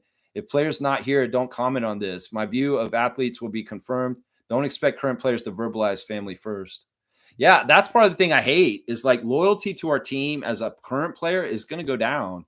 You know, some of the consideration that some people did with extensions and re-signing, it may not be exactly the same going forward, which sucks. Yeah, Stargate knew about Keith Pelly, he said, because he had heard him be a guest on the Fan 590 years and years ago. And he would be on Bob McCown's show, he said. And quite often when he was on Bob McCown, he's very much hockey first, very much one of these hockey guys first. And in some ways, he don't give a shit about basketball. He'll run our team into the ground if it benefits the Leafs. So just understand that. Cool Cat saying, remember, Pelly said 3 months ago a talk and 1 month ago after the draft, but Masai and Larry Tannenbaum knew the change was coming. 3 months ago a talk and 1 month after the draft. I don't know exactly what you mean. Nako saying, I think Rogers owns Fido. Cut Fido. Yeah, I don't know about Fido, but I say Freedom Mobile is my straight goods on Canadian goods. They've been fantastic. I've had them for my phone when I got rid of Bell because I was pissed at Bell. Honestly, I got mad at Bell and got rid of my Bell because they sold the shares to Rogers. That was my catalyst. I'm like, fuck you, Bell. You just gave Rogers controlling interest, and now that probably means Masai's gone. So I got rid of my Bell account then. Now it's time to get rid of the Rogers one again. So, yeah, let's see. Cool Cat saying Rogers wanted to fire Masai right away with the change in the board. However, Bell and Larry blocked it. So after the draft instead of months ago. Well, there's like a lot of confusion, and this is part of what's confusing for some fans is the timing of the ownership change. It's like it's not a thing that just abruptly happens. It's like it's a shifting. It's like two ships that pass in the night that are going very, very slow. It's like, okay, it's coming, and people involved in the organization know it's coming. So in some ways, they are very self-serving and trying to fit for the new regime. And in some ways, like, look, Larry's influence on the board for MLSE, it went out the window once Bell sold their shares. In some ways, it's like the writing's on the wall. And if you want to be in the next regime, you better get with it with Ed Rogers and be on his side. So while technically Ed Rogers doesn't have the complete ownership control right this second, it's all pretty much a done deal.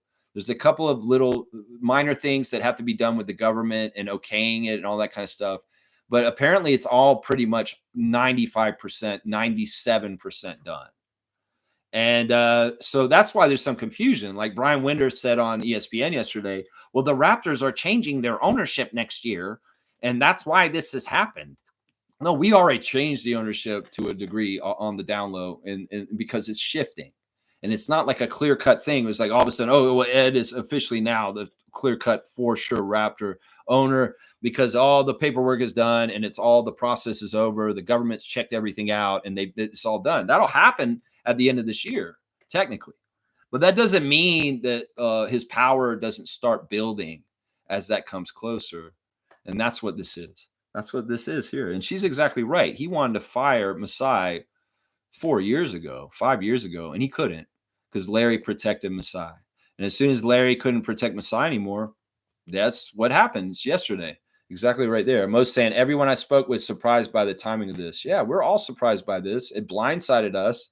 And I didn't want to see it. I didn't want to see it. I didn't want to believe it when I first saw it. I didn't want to believe it at all. I'm glad that we all have each other to go through this with. Seriously. I know that some of y'all, if we weren't talking on this channel, you may be just like, fuck this, and you never, ever going to look at the Raptors ever again because you're so mad. But at least we can band together as a group and kind of deal with this together. Seriously, I'm very thankful and grateful for this. In some ways, y'all have been my rock. After we did our stream yesterday, which was 3 hours, I was on Discord talking with the guys on there for 3 hours afterwards still, after the Pelly interview. And everything after that, we were talking for hours afterwards. Kaloy, Stargate, Mike, and a bunch of us on Discord, just talking it all out, trying to figure it out. Yeah, trying to figure it out.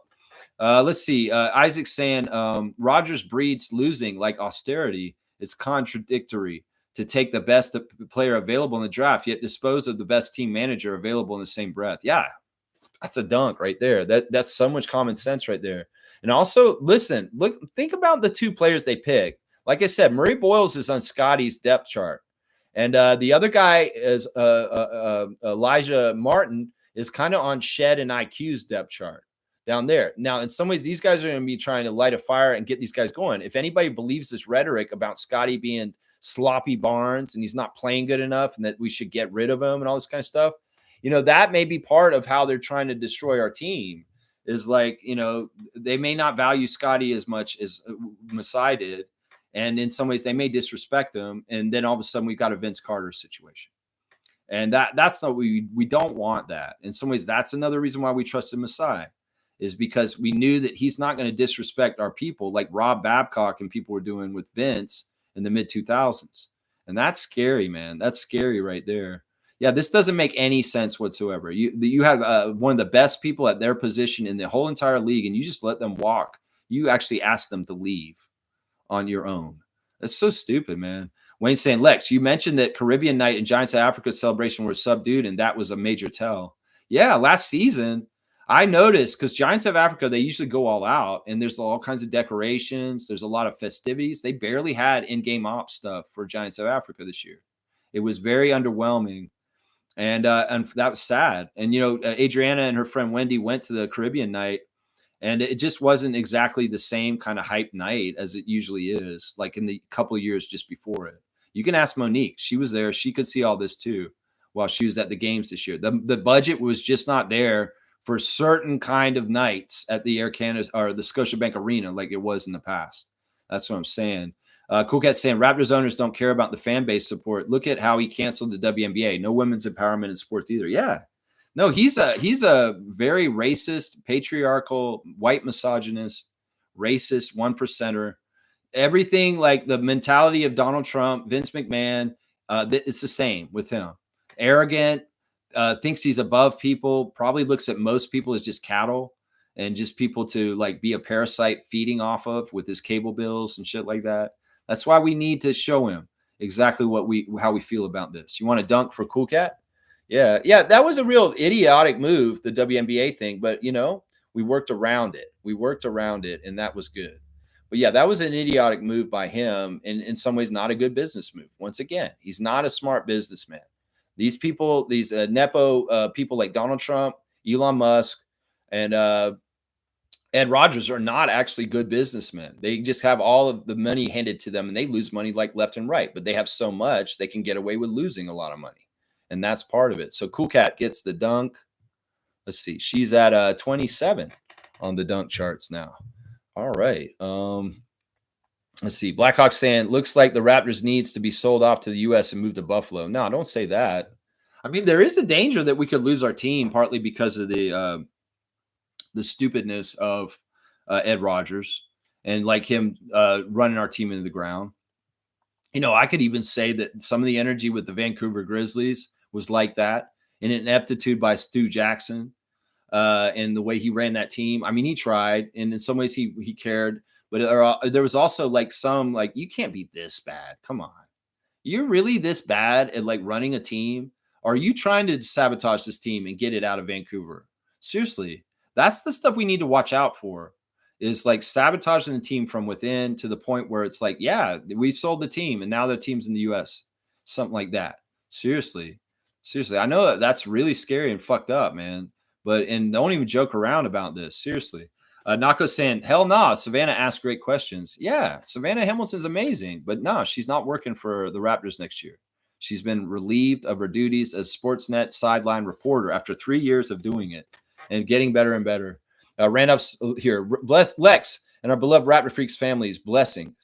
The thing that we depend on that we are good for us can also be the things that are detrimental and destructive to us. Make the best of life. There you go. Words of wisdom from Randolph Phillips. Thank you, Randolph. Blessings to the Phillips family, all the Raptor Freak families in this very weird weekend that we're on now. Most saying W Stream, W Vibes. Go Raptors for life. Keep at it always, Lex. Strong forever. Just helping me limit the comments on today's stream, even though I know it's tough. Masai forever. We love you, Masai. And in some ways, we're going to stand for you forever. And we will let Keith Pelly and Ed Rogers know for the rest of their lives just how much they fucked up yesterday. As a fan nation, you've got our backs, Ujiri.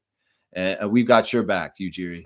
And yeah, your legacy is going to be intact, and we'll always remember you in the right ways. And I hope we do get the schmooze and the send off that everybody wants so bad. It may be at a tempo game. It may be at a tempo game. Teresa, make it happen. That's right. We love you, Mo. That's right. Nako saying fuck Keith Pelly chance opening night. Yeah. Fuck Nico. Fuck Pelly. Yeah. We need to have that same kind of action as the Mavericks fans. I don't think Mavericks fans are letting go either. I don't think they care that they got Cooper Flag. They're still pissed, and they're still going to let Nico Harrison know it. Seriously. In some ways, look, NBA, you went ahead and gave a first pick to Dallas after they were forced to do a crazy ass trade to the Lakers.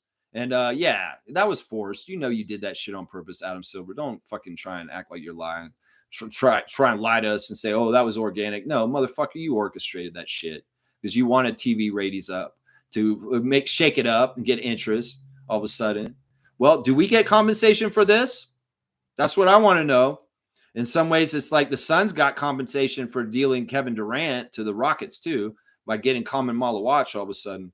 So wait, are we going to get compensation for a Masai Ujiri bullshit with Ed Rogers? Are you guys going to do that? No, you probably won't. You probably won't. You find ways to compensate other franchises for bullshit, like LeBron going to Miami. Oh, here you go, Cleveland. Here's a bunch of first picks. You know, are we going to get compensation for this? Probably not. Probably not. Not in any kind of way. We can get compensation for Koloko. That's right. That's right. It's that kind of stuff, man. Let's see. Smooth saying, no, we're not going back, man. It's a different landscape now. The team is established, has history. Bad leadership can destroy any establishment. That's exactly right. Neil's right.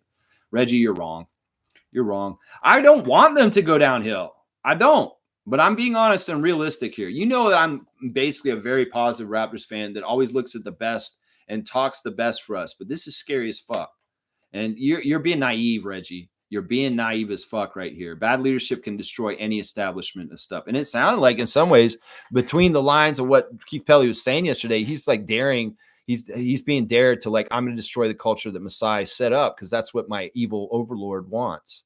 You got to understand the levels of the fucking asshole that Ed Rogers is. He may want to wipe every trace of Masai Ujiri off of the Raptors in the next few years, and everything we built up with him may go out the window. So yeah, don't be naive, Reggie. I want what you're saying. I don't want us to go back and we're established and everything's fine. I hope it does happen that way. But let's not get it twisted. Let's be ready for the worst, just in case. Teams change presidents and survive and thrive. Why not Toronto? Because it's Toronto. I'll say that right now. Because it's Toronto. Masai Ujiri was the exception, not the rule. There's so many people that run Toronto teams and been horrible at it. Horrible at it for all the different teams. Think about this, Reggie. It's like Masai was a diamond in the rough that you could actually depend on and do his job right. How does this happen for the Blue Jays? How does this happen for the Maple Leafs? How much do they have to go through different people until they find somebody that's capable or trusted enough? And that's the other thing. Just like a coach, every single person is going to come in. You know, Darko's gaining more trust, but there's a lot of the fan nation that don't like him. And they say, oh, fire Darko next. These idiots are saying that right now. That's the thing. He had trust. We trusted him in his position that he's going to do a good job. The next guy is going to have to earn trust with us. And he may fuck up before he earns any trust, like a Bargnani trade or a Rudy Gay trade. That's the thing. It's like you got to establish something all over again with the new president. So if you don't have to switch this shit, you shouldn't, is what I'm saying. And they didn't have to switch this shit. So I don't know. And in some ways, it's like the energy from you right now, the energy from Logical Raptors Fanatic yesterday is don't fucking stand for the other side and try and give reasons for why this may be a good thing. This is a bad thing all around. There's no way you can try and say this is a good thing that happened yesterday. And honestly, let's not start trying to stand for Ed Rogers or Keith Pelly and the decision that was made yesterday. They fucked up, and don't fucking try and rationalize it into a good place. Seriously. You can't do that right now. It's too fresh. Infamous saying, salute freaks. That press conference made me more angry. Yeah, they may have been better off just announcing it and not coming out there with the audacity of that energy. Seriously, he may have been better off just saying, yeah, we've parted ways with the Masai. And yeah, you're not going to get any answers. We're not going to talk to you. They may have been better off. I think that you fucked up, Keith Pelly. But I also think, once again, that is Ed Rogers doing his victory lap and having his little pet go out there and gleefully say, yeah, I'm ruining your long weekend. We got rid of the president of the Raptors. And yeah, we're happy about it. And we're going to come out here and rub it in your face in a press conference instead of just making it a blurb on Shams tweet. I think that's what that was. Seriously, it's a little bit of a victory lap, if you know what I mean, for fucking Ed Rogers and his bullshit. Seriously, they didn't even need to do that press conference in some ways. They would have been better off doing the press conference they were supposed to do on Friday, which was Colin Murray Boyles, Elijah Martin coming out there and being introduced as new Raptors. They called an audible and fucked that all up and did that shit instead. Neil's saying, we can't treat the Raptors like the Leafs. Leafs can get away with not delivering championships. Yeah, I mean, we'll just have to see how it all goes, Neil. We'll have to see how it all goes step by step. But in some ways, I'm not trying to forecast bad things for us. I'm just being realistic about the lay of the land at this point. That's what I'm saying. Nako's saying, anyone else having the audio come in real choppy? Could be. Who knows? Maybe Rogers is listening. They're mad at me. Wayne said, what's going to happen is all the players have Masai's number, and he would have called them. His advice would be for them to be professional and take care of their families and go kick ass for him. Yeah. I mean, Masai wasn't always loyal with everybody, I know, but he was very loyal with his players, and he's mostly beloved by everybody who played under him in Toronto. So, yeah, that kind of built-up relationship and stuff is so invaluable, and Keith Pelley and Ed Rogers do not understand that. They do not understand. It's the same way that people didn't understand why Isaiah Thomas was so important for our team in the beginning, too. These are just idiots that are in hockey world, and they don't understand the prevalence. I mean, I don't think that Richard Petty understood how important Isaiah was. And the way that he disdainfully talks about him still to this day shows that Richard Petty is a jackass who never actually understood the power of Isaiah Thomas and how much he was important for the Raptors franchise in the early years. He really doesn't get it. He still doesn't to this day in hindsight. He's so arrogant and full of shit.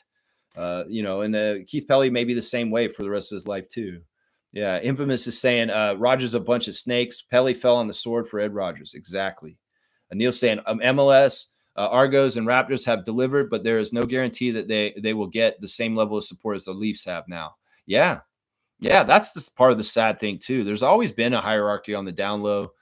Shanahan not allowing the pictures down there. In some ways, people say, well, it's the Leafs. They're more important than the Raptors. Bullshit. They should honestly be equal at this point. But there's going to be fucking idiots, racists. They're going to always say the hockey's more important than basketball no matter what. And then in some ways, that's the mentality that will get us less than we deserve inside our own company. And I know because I saw it when I worked there. I saw it from the inside. That's right. James saying, where do you think Masai ends up, Lex? Lakers or Atlanta? I hope it's Sonics. I hope it's Seattle. I hope he takes the year off and they expand the team and he becomes in charge of the Seattle Supersonics rebirth. That's the best. I mean, if he's going to be in the NBA, I think he'd be better off just doing Giants of Africa and charity work, or maybe getting into politics in some ways. I think that would be better challenges for him. And in some ways it would be, he's got to think about his legacy with the fans. And in some ways he's not going to piss us off. He's very much beloved by us. And in some ways he could do wrong. He could do some things that could be like Nick, where it kind of makes us like, oh, well, boy, why is Masai doing this? Why is he doing that? He'll get more, because he's leaving on good terms in the most part and not by his own doing. In some ways, that's better than Nick. But it also, if it's possible that Masai does take another job, it's kind of like, that's kind of fucked up. Why are you doing that job? That could be a problem. I'd rather him not work in the NBA going forward. I'd rather him not. But if he is, I'd rather him go to the expansion Seattle Sonics. Seriously. Reggie's saying this team's too established now. It's global. There's other accomplished basketball people, different visions. Raptors are going to be fine. I hope so. I hope you're right. I'm not trying to take in little of this shit, Reggie, but everything's out the window when Masai's gone, and we're reassessing in the day after right now. We're reassessing. I hope you're right. But that's not for sure, bro. What you're saying, any of that. That's not for sure. Any of that. Monique's saying, James, hell no to the Lakers. Seriously, fakers. That is a very high probability because of the new ownership of the Lakers and the way that they run the Dodgers, that high profile getting a GM from another team like they did with the Tampa Bay Rays. They stole the GM from the Rays for the Dodgers, and that was part of their success for how they've been doing things with Ohtani and everything. They're spending money out the wazoo. So it's very likely, since the Buss family does not going to own the Lakers at the end of the year, that the new huge ownership group that owns the Dodgers may possibly spend huge money to get Masai to come and run the Lakers. Just so you know, Monique, this is a very real possibility. And it's mainly because they changed the owners of the Lakers just very recently. Jerry Buss and Jeannie Buss, the Buss family, were cheap, and they didn't want to spend a whole lot of money. And that was part of the reason why the Lakers weren't exactly doing as well as they could have. But this ownership group that owns the Dodgers are spending out their ass, and they are willing to pay for championships. Now, within the range of the salary cap system of the NBA, they can't necessarily pay for championships like they can in the MLB because it's this different kind of salary structure.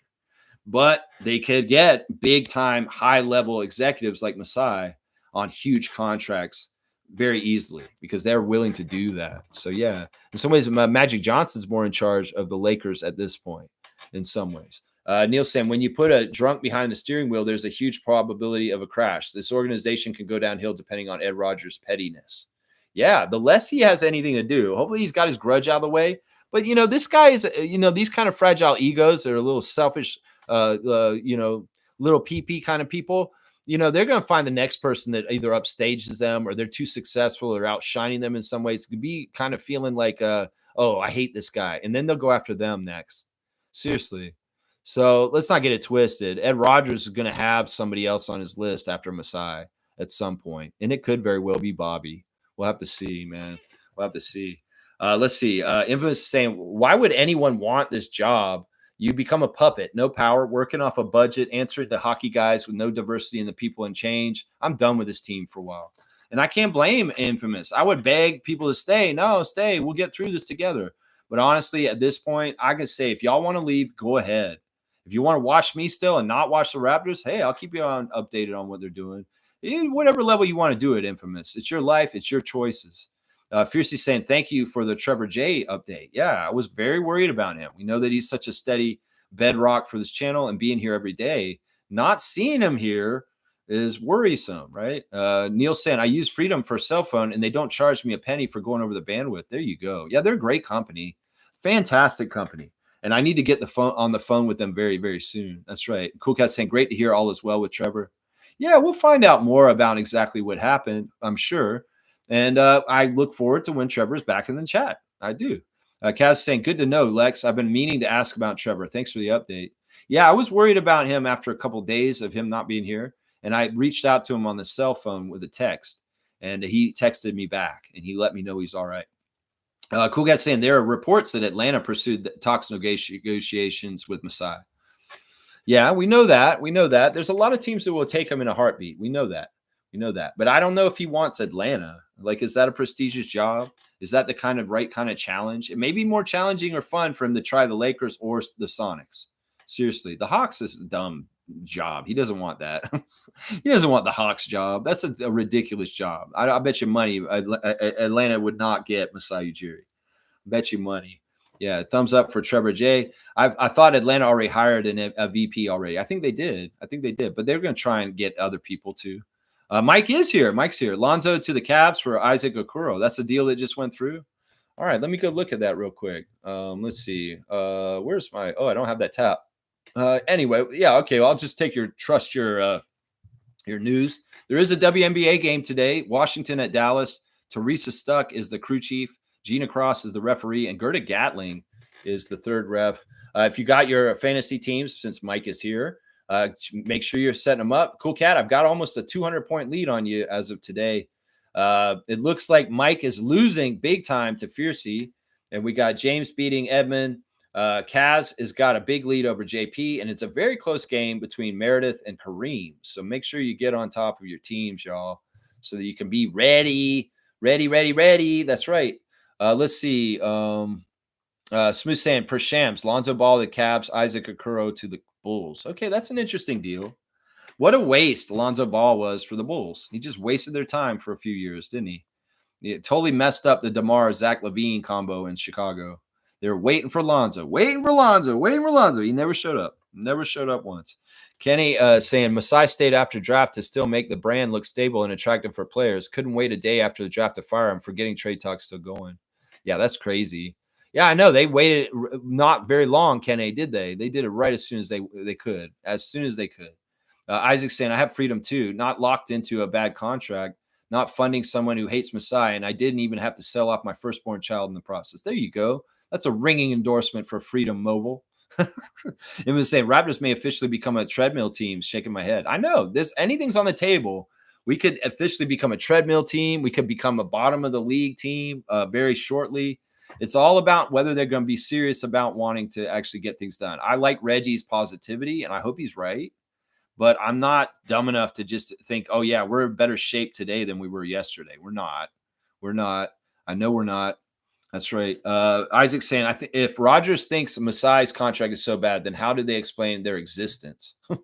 Monique's saying, choice words is right, but I have a bad mood swing. I'm a Gemini, Lex. I mean, that'd be awesome. I mean, seriously, Mo, if you run into Keith Pelly this year coming up, oh, man, I would like to be a fly on the wall for that one. Oh, yeah, I would. Oh, yeah. And in some ways, like if Mo cusses out Keith Pelly, man, yeah, you better take that cuss out, Keith Pelly. Yeah, you're going to get it. You're going to get it. You might be in a washroom at a restaurant and somebody's saying, fuck you, Keith Pelly.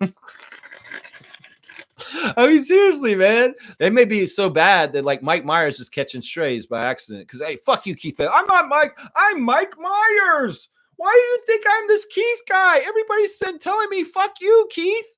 I'm Mike Myers. That would be so funny. That'd be kind of funny there, man. Seymour saying, notice the country hasn't given SGA his flowers. There's a group that don't want basketball north of the border. F the ownership group. The SGA is getting in the right different places. And honestly, he's undeniable. They can't stop him. Just like Vince Carter effect. Just like the Raptors winning a championship, the effects of this kind of stuff is indelible on young people. And even if they don't put this on blast in certain ways, the people see it. They saw SGA. They see he's the most powerful player in the NBA right now. And the kids are enchanted and emulating, and the basketball growth will happen either way. So it's like, yeah, y'all don't need to put this on blast in a huge, heavy way. If he was a hockey player and this was the equivalent in the NHL, oh my gosh, how would this guy be put all over the place? Seriously. Infamous saying Raptors player retirements are going to be very awkward. Kyle DeMar, etc. I don't know. I think they'll just still go down the way they're supposed to. They'll still go down the way they're supposed to. I think that there's actually a really good argument that they should retire Masai Ujiri and put a banner up for him. Seriously. They should put a banner up in the Raptors with Ujiri's name on it. And they should. If Ed Rodgers won't ever let that happen, though. But if we see a other side of ownership at some point after him, maybe we would see this, where we actually see a banner for Ujiri up next to Vince Carter's banner. That's what I'm saying. Wayne's saying, seriously, I don't want to hear the speculation nonsense. Sometimes we engage in about where Masai is going. Curb your natural cloud GMing, moving to personnel procurement. Just stop. Yeah, because I think that Masai is going to recharge. He's smarter than Nick. He's going to give time for himself and his health. He just got off a 13-year ride. And in some ways, that change is abrupt. He's going to have to go through his feelings. He's going to have to recruit.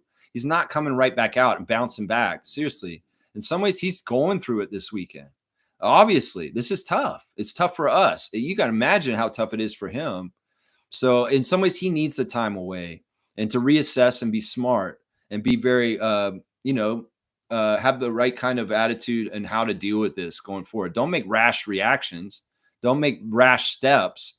Deal with it, grieve it, process it, and then make a good, rational, logical decision. When the time comes, Masai, don't rush it. Don't rush it. Don't be like Nick. You can see how bad Nick's health is at this point. He hasn't gotten a chance to get off the ride, and he's gone through a hellish season with Philadelphia, and he looks like shit. He's got this ruddy fucking red face, and he's all fat, and he looks like so stressed out and just unhealthy. If you look at what Nick Nurse looked like as a beginning coach for the Raptors, with his hair and his face and the way he looked, he looks like shit at this point. He looks like he has not been able to take care of himself, absolutely stressed out, and looks like shit. And you, Masai, you're a good-looking guy. Go ahead and get your beauty rest and get your rest. You deserve it. That's what I say. Don't rush back into something. And I'm with Wayne. We can speculate all this. Some ways this is hurtful. This was the same kind of thing with Nick, and it was very much a stab in the back when he went to Philadelphia immediately after us. No, we don't want to rush with this with Masai, and I'm sure he's going to figure out, and the right thing for him post Raptors is going to come, and he'll make the right decision. Thumbs up to Isaac. I like that. Mike's saying, Will Lou explained it better. When corporations take over, it happens. There's a lot of layoffs from redundancies and restructuring. Yeah, don't give me this Doge talk. Don't give me this Doge talk. Because honestly, Doge ran the fucking United States government in the ground, making it unsafe, firing FDA inspectors, firing air traffic controllers, firing park rangers, firing all these damn people that they said were redundant, all this bullshit. No, that's not the right attitude. That's corporate talk, Mike. And that's not an excuse. Even if hello and welcome spelled it all out in a certain way on their episode yesterday, it still doesn't matter. I mean, Will Lou probably knows this from being a Rogers employee just a couple of years ago, and he's out. In some ways, he can talk about this, and he can say it more with a free mind. He couldn't have done that a couple of years ago when he was on the Raptors show. So it's like, I get this. That's not an excuse for anything. I don't think corporatism and corporate think and corporate mindset and corporate ways are an excuse for being shitty at your job and being a poor businessman and being like, oh, this is just what we do when we're a corporation. New people come in, you reshape the structure. You know what? That bullshit often causes more problems and doesn't help things more than it helps things. So it's not an excuse. Any kind of corporate speak, it's rejected and denied here, Mike. Come on now. Come on now. Kaloy saying, I just hope douchebag Keith Pelly appeased his daddy with the Masai firing and will stop at that and hire Bobby or a competent president and don't fuck up a $4 billion franchise. I'm telling you right now, that money's going down right now. It steadily rose for 13 years, and that line graph is going to start going down at this point. Monique is saying the rookies will be speaking at Summer League per Will Lou officially. Yeah, they should have spoke yesterday, but Keith Pelly stomped all over their time with that bullshit overshadowing it. So we'll hear from Colin Murray Boyles in like 10 days from now, longer than that. It's kind of bullshit, man. Wayne saying, seriously, this is the last season that we will have as a pure team based on basketball. Guys under contract probably okay, but RJ and Jakob due to the next 2 years are on shaky ground, sadly. Well, this is another thing. All right, you see how they treated Masai, right? Now, will they do this shit to RJ? Like, they might want to piss off the Raptors fans heavy. And could you see a scenario where it's not even Bobby, it's the new team president that Keith Pelly picks, and he said, we're trading RJ. I don't care. In some ways, secretly, Ed Rogers doesn't like RJ being on the team because he's a hometown hero and he makes Canada pride and he builds more Canada basketball gumption and stuff like that. So, yeah, we need to trade RJ immediately. Like, if we see a senseless act of discarding RJ off of the Raptors, it's going to go in the same kind of energy as what happened yesterday. Like, seriously, think about this. If they don't honor or cherish RJ and the connection and the things that we like as hometown fans of the hometown hero, and they're just like thumbing their nose up at it and just saying, yeah, no, RJ, we don't care about this. Fuck him. He can go. We want him out. You know, watch. That's a canary in the coal mine I'm talking about with our team. Whether they respect the connection of having a hometown hero like RJ Barrett on our team or not, or they just think it's, we don't care. We'll trade him willy-nilly like he's any old player. That'll be an example. In some ways, like I said, Masai is more helpful to RJ because they have a personal connection, since RJ was a kid. And in some ways, the new team president may not have anything to fucking do with RJ. So that's a worry right there. That's a worry right there, man. That is a worry right there. That's right. Let's see. Alan Tam might be getting strikes today, guys. Alan Tam might be getting strikes. Let's see. All right. Where am I on the chat? I lost my place. Infamous is saying, I agree, Lex. Masai is the kind of person you keep in your organization forever, even in a diminished role or consultant, etc. The Pat Riley or Pop comparison is perfect. Yeah. Yeah. And honestly, I don't think that Masai was that money hungry that he needed to get the exact same amount that he made on this contract. In fact, I'll bet you would take less money and continue to do his job for us. Seriously. Yeah. You got the butthole face. No, not butthole face. That's that guy who shall not be named thing there. Mike saying cheap Ted Rogers is restructuring the duties and what each team has to deal with. He's lowering salary by getting one social media management team and one ticket sales team, one endorsement team for all. See, that's exactly what I said is the worst, Mike. And I know you were using this as your justification yesterday. I'm saying, fuck you, Mike. I don't want to hear this shit. Seriously. Because what you're describing to me is what I knew about the Raptors and MLSE in 2000, 2001 is what I knew about. This is what this was then. And well, Team Lewicki got us separated. And that's why we had such cool stuff like We the North and a cool campaign and open gym and all kinds of stuff. If what you're saying is true, and we're going to get the same treatment as the Leafs and the Blue Jays, every team's going to have the same social managers, and we're all going to have the same kind of looking stuff. You just understand what you just described, Mike. Understand what you just described. We're not going to have a team identity. We're going to be another MLSE team under an umbrella, and we're all going to have carbon copies, because basically what they did when I worked at the arena, Air Canada Center, when they opened it in '99, is that they had everything for both teams equally, except there was a blue version and a purple version. And often the purple version looked ugly because it was more designed. The thing was designed for the Leafs in mind. And it's like, oh, this looks beautiful in the Leafs blue and everything, but we'll do it in this ugly ass Raptor purple, and we'll do it the same in this. And that's how we'll say it's equal. This is a horrible thing for the Raptors. We need our own brand identity separate from them. So, don't give me this shit, Mike, that this is part of the reason why we did this. This is a horrible business decision. Part of the reason why the Raptors are so valuable is that they're distinguished from those other teams. And this is stupid as fuck. If you don't stand for corporate bullshit, Mike. I know you're not on this side and you hate what happened yesterday. But once again, don't justify why they did this. And what you're describing to me is horrible for our team. It's absolutely horrible. We don't want baseball people or hockey people covering the Raptors in disrespectful ways in the years coming up on our social media. Think about what you're talking about, Mike. Seriously. Mo's saying they put the Raptors rookie pictures outside of SBA on the big screen. Let's go. Okay. Distracted me with something that's nice. All right, Mo. I love you for it. Wayne's saying, super fan doing more? Really? Reggie, you're wrong. It will manifest when the replacement is appointed. Lots of executives are hired to be mediocre, and it's going to happen here and for you to see in the real time. That's the thing that pissed me off, is because we knew we had a guy that was going all out. And that's the thing. He just said there's a lot of people that just get the job and they're mediocre as fuck and they're not good at the job. When you actually have somebody who's top level, you don't let go of them for nothing like this. That's right. That's right. Infamous saying, super fan Mo, thumbs up. I like that. Man, I'm over 3 hours. We're doing a real true Lexathon today in honor of Masai Ujiri. Brian said, good afternoon, good morning, good evening, Freak Nation. Still feel like I'm in a dream about Masai, but we will see its effect when the young raps in the future. Yeah, man, this is a bad dream. In some ways, pinch me. Yeah, I'm still awake. It's fucking real. It sucks. Infamous saying, I respect you, Lex. This is the only channel that sees through the BS and calls it for what it truly is. I mean, in some ways, I have nothing to lose. And I could lose the channel, but what the fuck am I losing? And once again, if I do lose the channel on here, I'll be on Twitch.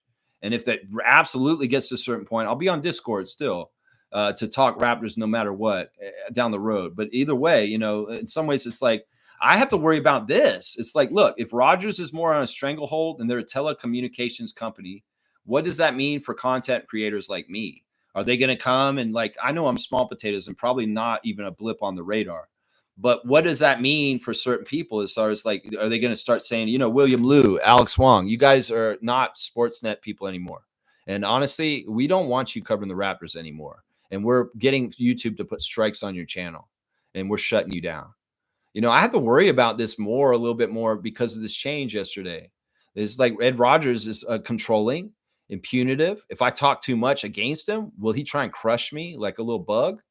I have to worry about that. Seriously, guys. And somebody's have to worry about that. I appreciate your comments, Infamous. And I do try and be an unfiltered, fair assessment of what's going on with this team. HC's here. Good to see HC. Shaking my head. Corpse owning teams should be banned and always mess things up. They mess everything up. Like corporations will mess up weed. It's like weed was better when it's illegal in Canada because when the corporations started selling the weed, they kind of ruined it. They'll ruin everything. They ruined Much Music. They ruined the City TV building. They've ruined so many great Canadian iconic things. They ruined Ontario Place. They've ruined so much in this world. Corporations are fucked up. And they should not be treated as humans and having political rights and votes and sway. They should not be able to make contributions to politics. They should not be able to buy up all the housing and markets as a corporation. There's all kinds of things corporations are doing that they shouldn't be allowed to do. They shouldn't be allowed to destroy our environment for their own benefit and financial ways. And, you know, all this shit is wrong. In some ways, it's like, Lex, why are you so anti-corporate? Because they are basically like the root of all evil in this world right now, because they are the biggest monoliths of capitalism that have the hugest impact in the most areas all around our world. If you really want to deduce what is going wrong with this world, you can trace it right back to a corporation or a rich ass billionaire on every single problem in this world today. If you really, really wanted to suss it out, you could figure it out. You could figure it out, man. That's right. I agree with you, HC. Corporations should not be owning basketball teams. I agree with you. I want every owner to be like Larry Tannenbaum, Mark Cuban, Steve Ballmer. You know, these kind of owners are good because they're real fans and they're actually got their heart in the right place. That's right. Too many cooks in the kitchen. We don't need an extra team president. Don't hire one. That's right. Wayne's saying, Lexicon, I said you were right on everything related to this matter. You were fucking right, okay? I don't need you watering down my comment. If you were talking crap, I would say so. Okay, Wayne, I'm sorry. No disrespect. I appreciate you agreeing with me mostly. I don't want to water down you at all, man. In some ways, it's like, look, I have to have a balance here. Some ways, I don't have the experience of people of color. In some ways, I don't want to act like I'm being facetious or kind of ungenuine. But I do want to actually point out the reality, even if I'm not a person of color. And in some ways, I'm brave enough to do this. And, you know, white people may be like, yeah, why are you talking about this? You're a white guy. Why would you give a shit about the race issues with this? Well, because race does matter. And in some ways, it's like, look, if I'm in a position of privilege as a white person, I should be able to speak my voice on this issue because that's the right way to do it. If the white people aren't stepping up and saying shit on race and stuff like that, well, you're part of the problem. And I don't want to be part of the problem. That's right. That's right. Emma's saying, respect to Bobby, but he doesn't give me confidence when he speaks. Sorry. Yeah, that's not true to me, man. I mean, seriously, this guy's one of the smartest guys in the league. The ESPN guys were saying yesterday that he's one of the masters of the salary cap. Like, as much as Masai was a top executive, Bobby Webster is known around the league as like one of the top 3 salary cap experts in the NBA. And part of the reason why we can fit so many things so well and have so much flexibility as a franchise is because of Bobby Webster. So, yeah, you should have confidence in him. Don't worry about how he speaks in interviews. He's a kind of a guarded guy, and he's very smart. But no, don't get it twisted. This kid is really good. And honestly, he's been with us this whole ride. He may not have been the GM the whole time, but he has been around the Raptors the whole era of Masai and working with us. And he should have your confidence. James is saying Masai gets a lot of love in Toronto, no doubt, even though we haven't made the playoffs for a couple of years. Yeah, and rightfully so. He, in some ways, that's what I'm saying. He got a championship for us. He's the architect. We always got to think that. Mike's saying, no matter what happens, I will never become like a Leaf fan. I don't know. I still believe in the Raps, just not as certain on success. Yeah, and part of the problem is also that Masai demanded respect for our team. In some ways, with having Masai in that position of power, people around the league, other players, other coaches, other execs, other fans, the media, our own fans, the Canadian media, all respect the Raptors more. We're going to see more disrespect towards our team than ever again. Like, think about how it was in the early expansion years, Purple Dinosaurs, Barney bullshit. And then after Vince left in the Bosch years, just how disrespectful people were towards our team as far as throwing out any of the things that we've done and accomplished. They're going to forget about the championship, and they're going to start talking about us as being an expansion, like shitty ass at the bottom of the league team again. That's part of the problem. In some ways, Masai instilled confidence that we're going to be in a winning way and we've got things going in the right direction. That's out the window now. And some of our own fans are going to turn on us even more so and be even more toxic. There were some people in that press conference yesterday in the chat that were saying, yeah, we're washed. The Raptors are going to suck now, and I don't care about them. Fuck the Raptors. You know, the turncoat fans will turncoat real quick when they don't think it's a proven winner anymore. And there'll be a lot of that toxic energy that the Leafs have from their own fans is going to be happening more and more to the Raptors because the confidence level with Masai around is gone. And that's part of the side effects of this that suck, that nobody's talking about. Nobody else is talking about it. I'll talk about it. I'll talk about it right here. HC saying, wonder if this means no more open gym due to a cost of travel and other expenses for production. Yeah, open gym was Bell. I don't know. We'll have to see. It is really one of his babies. The We the North slogan, the open gym show, this is Masai stuff. He brought this stuff. It was his ideas. So I don't know. We'll have to see what happens to Open Gym. It could very well be the run of Open Gym is over with Masai. There's nothing guaranteed. Seymour saying Ed probably has a shirt that reads "Make Toronto Hockey City again." Oh man, I hate that comment so much. Let's see. Alan saying Masai outstayed his welcome for the last years. The team is bottom feeders. Oh my gosh, you're so off base. You're gonna fucking get it, Alan Tam. Why are you doing this, man? 15 million a year. I read for 5 years, and he ain't winning. End of the story. You being paid to win. Results. Past results is past results. Alan Tams. Fuck you, man. Fuck you, Alan Tam. Bam, son. Bam, son. You got a strike, Alan. You want more strikes? I'm gonna give you another strike. It's totally off base take. Are you sucking Ed Rogers' dick, Alan Tam? Take his dick out of your mouth. How about that? Wayne's saying, honestly, I can't support this ownership group. Might sound stupid, but my support is for that team and Darko. I just need to separate the ownership from the players, even though it makes no sense. I mean, is that what Kyrie has to do for Dallas? I mean, he can't support that bitch who's genocidal. You know, we have to do this to a certain extent. Yeah, we do have to separate the ownership from things. Cheer for the players. Cheer for the coach. Cheer for Bobby. Yeah, we can do this. We can do this, Wayne. Alan said, I think Bobby Webster will do a good job without Masai. Can't keep living on the past results. All right, Alan, I'm serious. I will kick you off this channel. Review the rest of your comments because this is a sore subject. You're not going to dump on Masai Ujiri and the Share the Love Club from Masai Ujiri as we're saying farewell. So check yourself, Alan Tam. Seriously, bro. If you're still here and you hear me, check yourself. You might find yourself kicked off the channel very soon if you're not careful. Because this isn't the energy we're bringing here. Nah, Masai didn't do anything wrong. Masai was rebuilding this team. This team went through some tough stuff with Tampa and a pandemic, and we weathered the storm better than most teams. So don't give me this crap. We've been successful since the championship.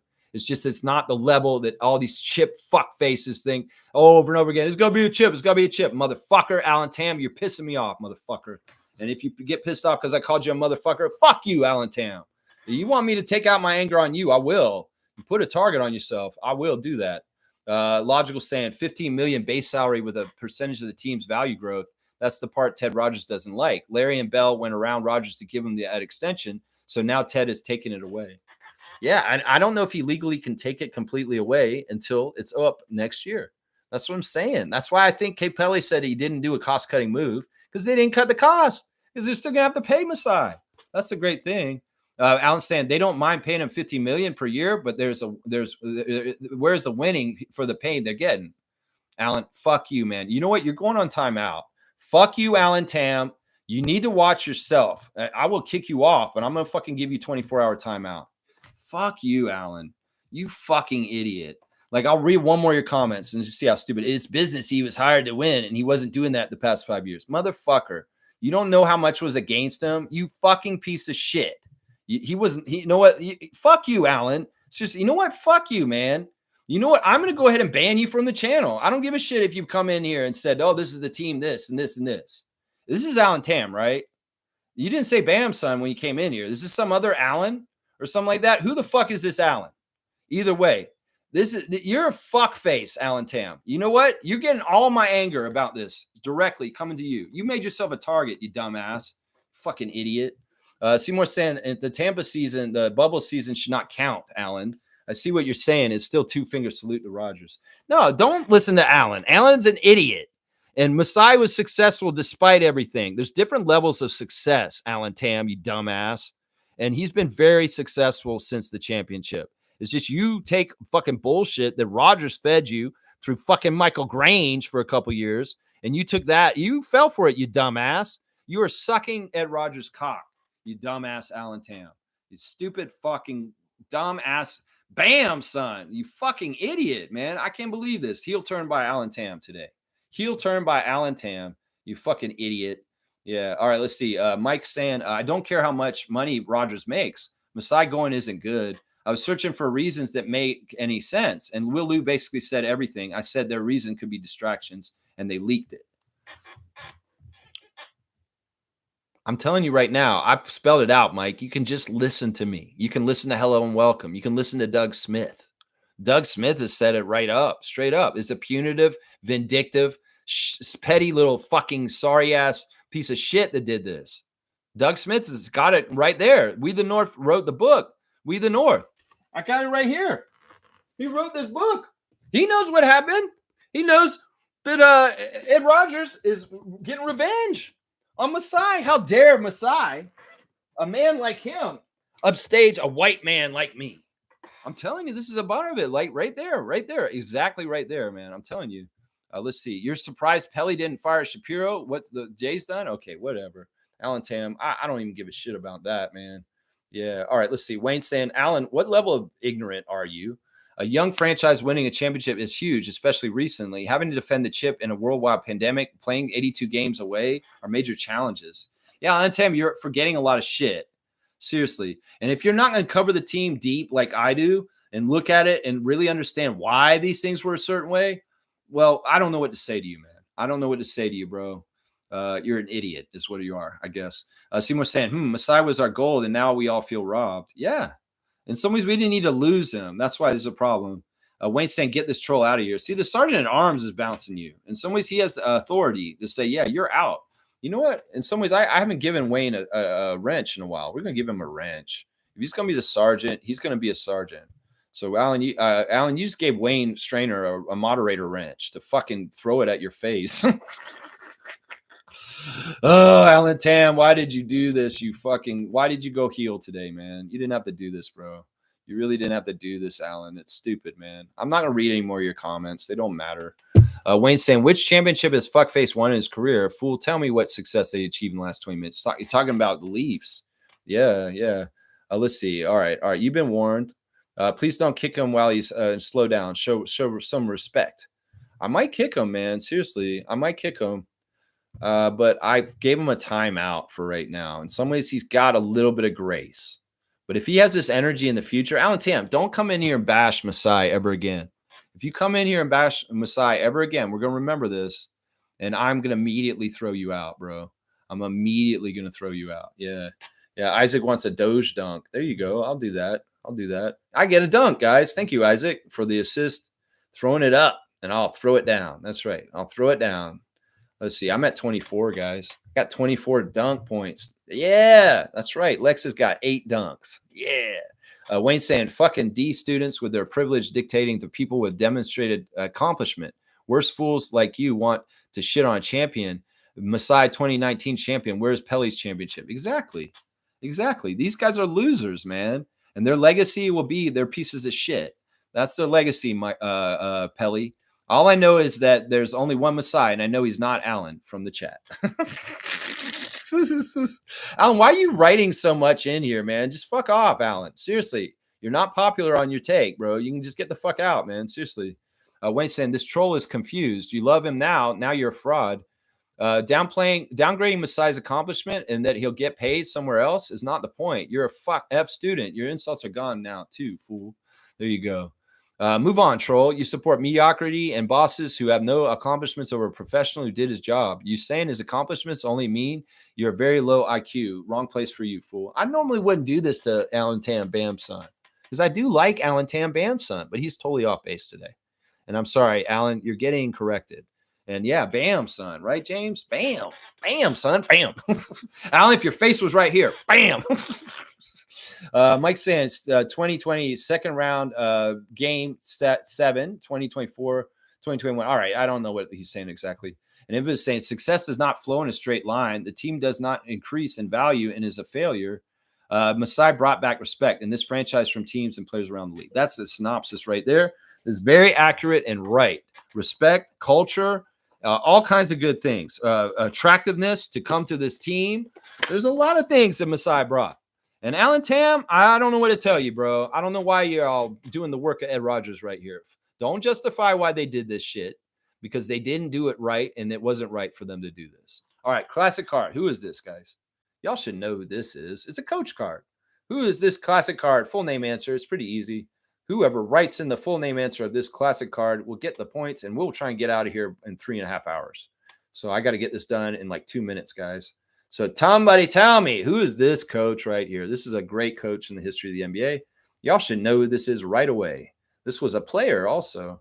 That's right. Let's see. Mike's saying people saying the last 5 years were bad are bad actors. We were competitive in 3 of the 5 years. That's exactly right. And honestly, injuries and schedule and Nick Nurse are a big, huge reason. You want to blame somebody Alan Tam for losing. Blame Nick Nurse. Okay, go ahead and fucking blame Nick Nurse. Who is the classic card, guys? Make sure you're live. Hit the live button. Nobody knows who this player is. A former player. There we go. That's right. Mo's got the last name. She half-assed it, but we'll give her the points today too. But Isaac's got the full name. Jerry Sloan, the longtime coach of the Utah Jazz. You know what? He was forced out in a really fucked up way too by the Utah Jazz at the end of his career. He didn't want to leave, and the new ownership came in and fucking kicked him out unceremoniously, and he didn't deserve it. He didn't deserve it either. So there's something in common with Jerry Sloan and Masai Ujiri, that they both didn't deserve to go where they're going to go. That's right. And that's just a sad thing there. All right, let's see. Classic card. We're going to give it to Mo and Isaac together. They will get, it's not a hard card. You guys are going to get 50 points for this one. This is an easy card. So we'll put Mo/Isaac on there. So you're both getting 50 points for the classic card identification. Good job, Raptor freaks. Good job. All right, let me get out of here. I want to get done and go and have lunch. That's right. Name the team that wins every year. Yeah, exactly. It's like these fans are so stupid. They get one championship. They get so spoiled. They love it. They feel the feelings of the championship parade and being a winner. I'm like, I want this every year. Damn it, Masai. Why don't you bring this to me every year? Has anybody won a championship 2 years in a row? No. So it's like, come on, people. Seriously. And Alan Tam, you want to talk about the record? The Raptors had the 5th best record in the NBA the whole entire time Masai Ujiri was here. So don't give me this shit. That guy was successful his whole time. That's right. That's right. When's the last time the Leafs or Jays won? Exactly. Infamous is exactly right. All right. Happy birthday to Damone Brown. It's his birthday today. Happy, I guess he's 41 or no, 46. Happy 46th birthday, Damone Brown, former player for the Raptors. Y'all join the channel. If you come and join the channel, you can get access to our Discord server and our Facebook group run by the superfan Monique Lawrence. There's all kinds of stuff getting posted all over the place in different ways, different stuff all the time. You stay in the know on Raptor stuff all the time if you get a membership with this channel. That's the benefits of it. I'm telling you right now. So that's the benefits. And you want the benefits. All right, let me get out of here, man. I'm over three and a half hours. Yeah, Lumpy Rex. Lex, thanks for keeping things real. You're welcome, Lumpy Rex. And I know Lumpy Rex is a real Raptor freak and a real passionate Raptor fan. Known Lumpy Rex around Raptor Spaces. So he used to be on Talking Raptors, giving questions to Nick and Barry all the time. And Lumpy Rex has come and frequented our channel here at different times also, right from the start. So Lumpy Rex, salute to you. Alan Tam, fuck you, man. What are you doing with your life, Alan Tam? Bam, son. All right, thank you for watching. I'll be back tomorrow, Sunday Report. I have a feeling we'll be talking more about this. And that's basically it. Who knows? Maybe we'll try and figure out something else to talk about. Maybe we'll just talk about racist piece of shit named Ed Rogers. Who knows? Maybe, yeah, that's what we'll do. Sunday Report, Ed Rogers. He's a piece of shit. I'll go do a deep dive on him and find out all the dirt. And we'll come back and I'll give you all the exact details of just how shitty Ed Rogers is. This will be Sunday special report. Ed Rogers, mega piece of shit. How about that? That sounds like fun tomorrow, right, guys? All right, remember, cancel your Rogers and let's get out there, touch grass like Scotty would. And thanks for watching the Raptor Freak stream. Let's go, Raptors. Believe, trust in Masai still going forward. Trust in Bobby. And well, hopefully we can trust in the Raptors overall. We'll have to see. It all changes now. We love you, Masai. We always will. We share the love for you, and we want the proper ability to say goodbye to you. Please, Teresa, step up with the tempo and bring Masai to a game so we can all really wave to him if they are not going to do it in the Raptors arena. Let's go, Raptors, now more than ever.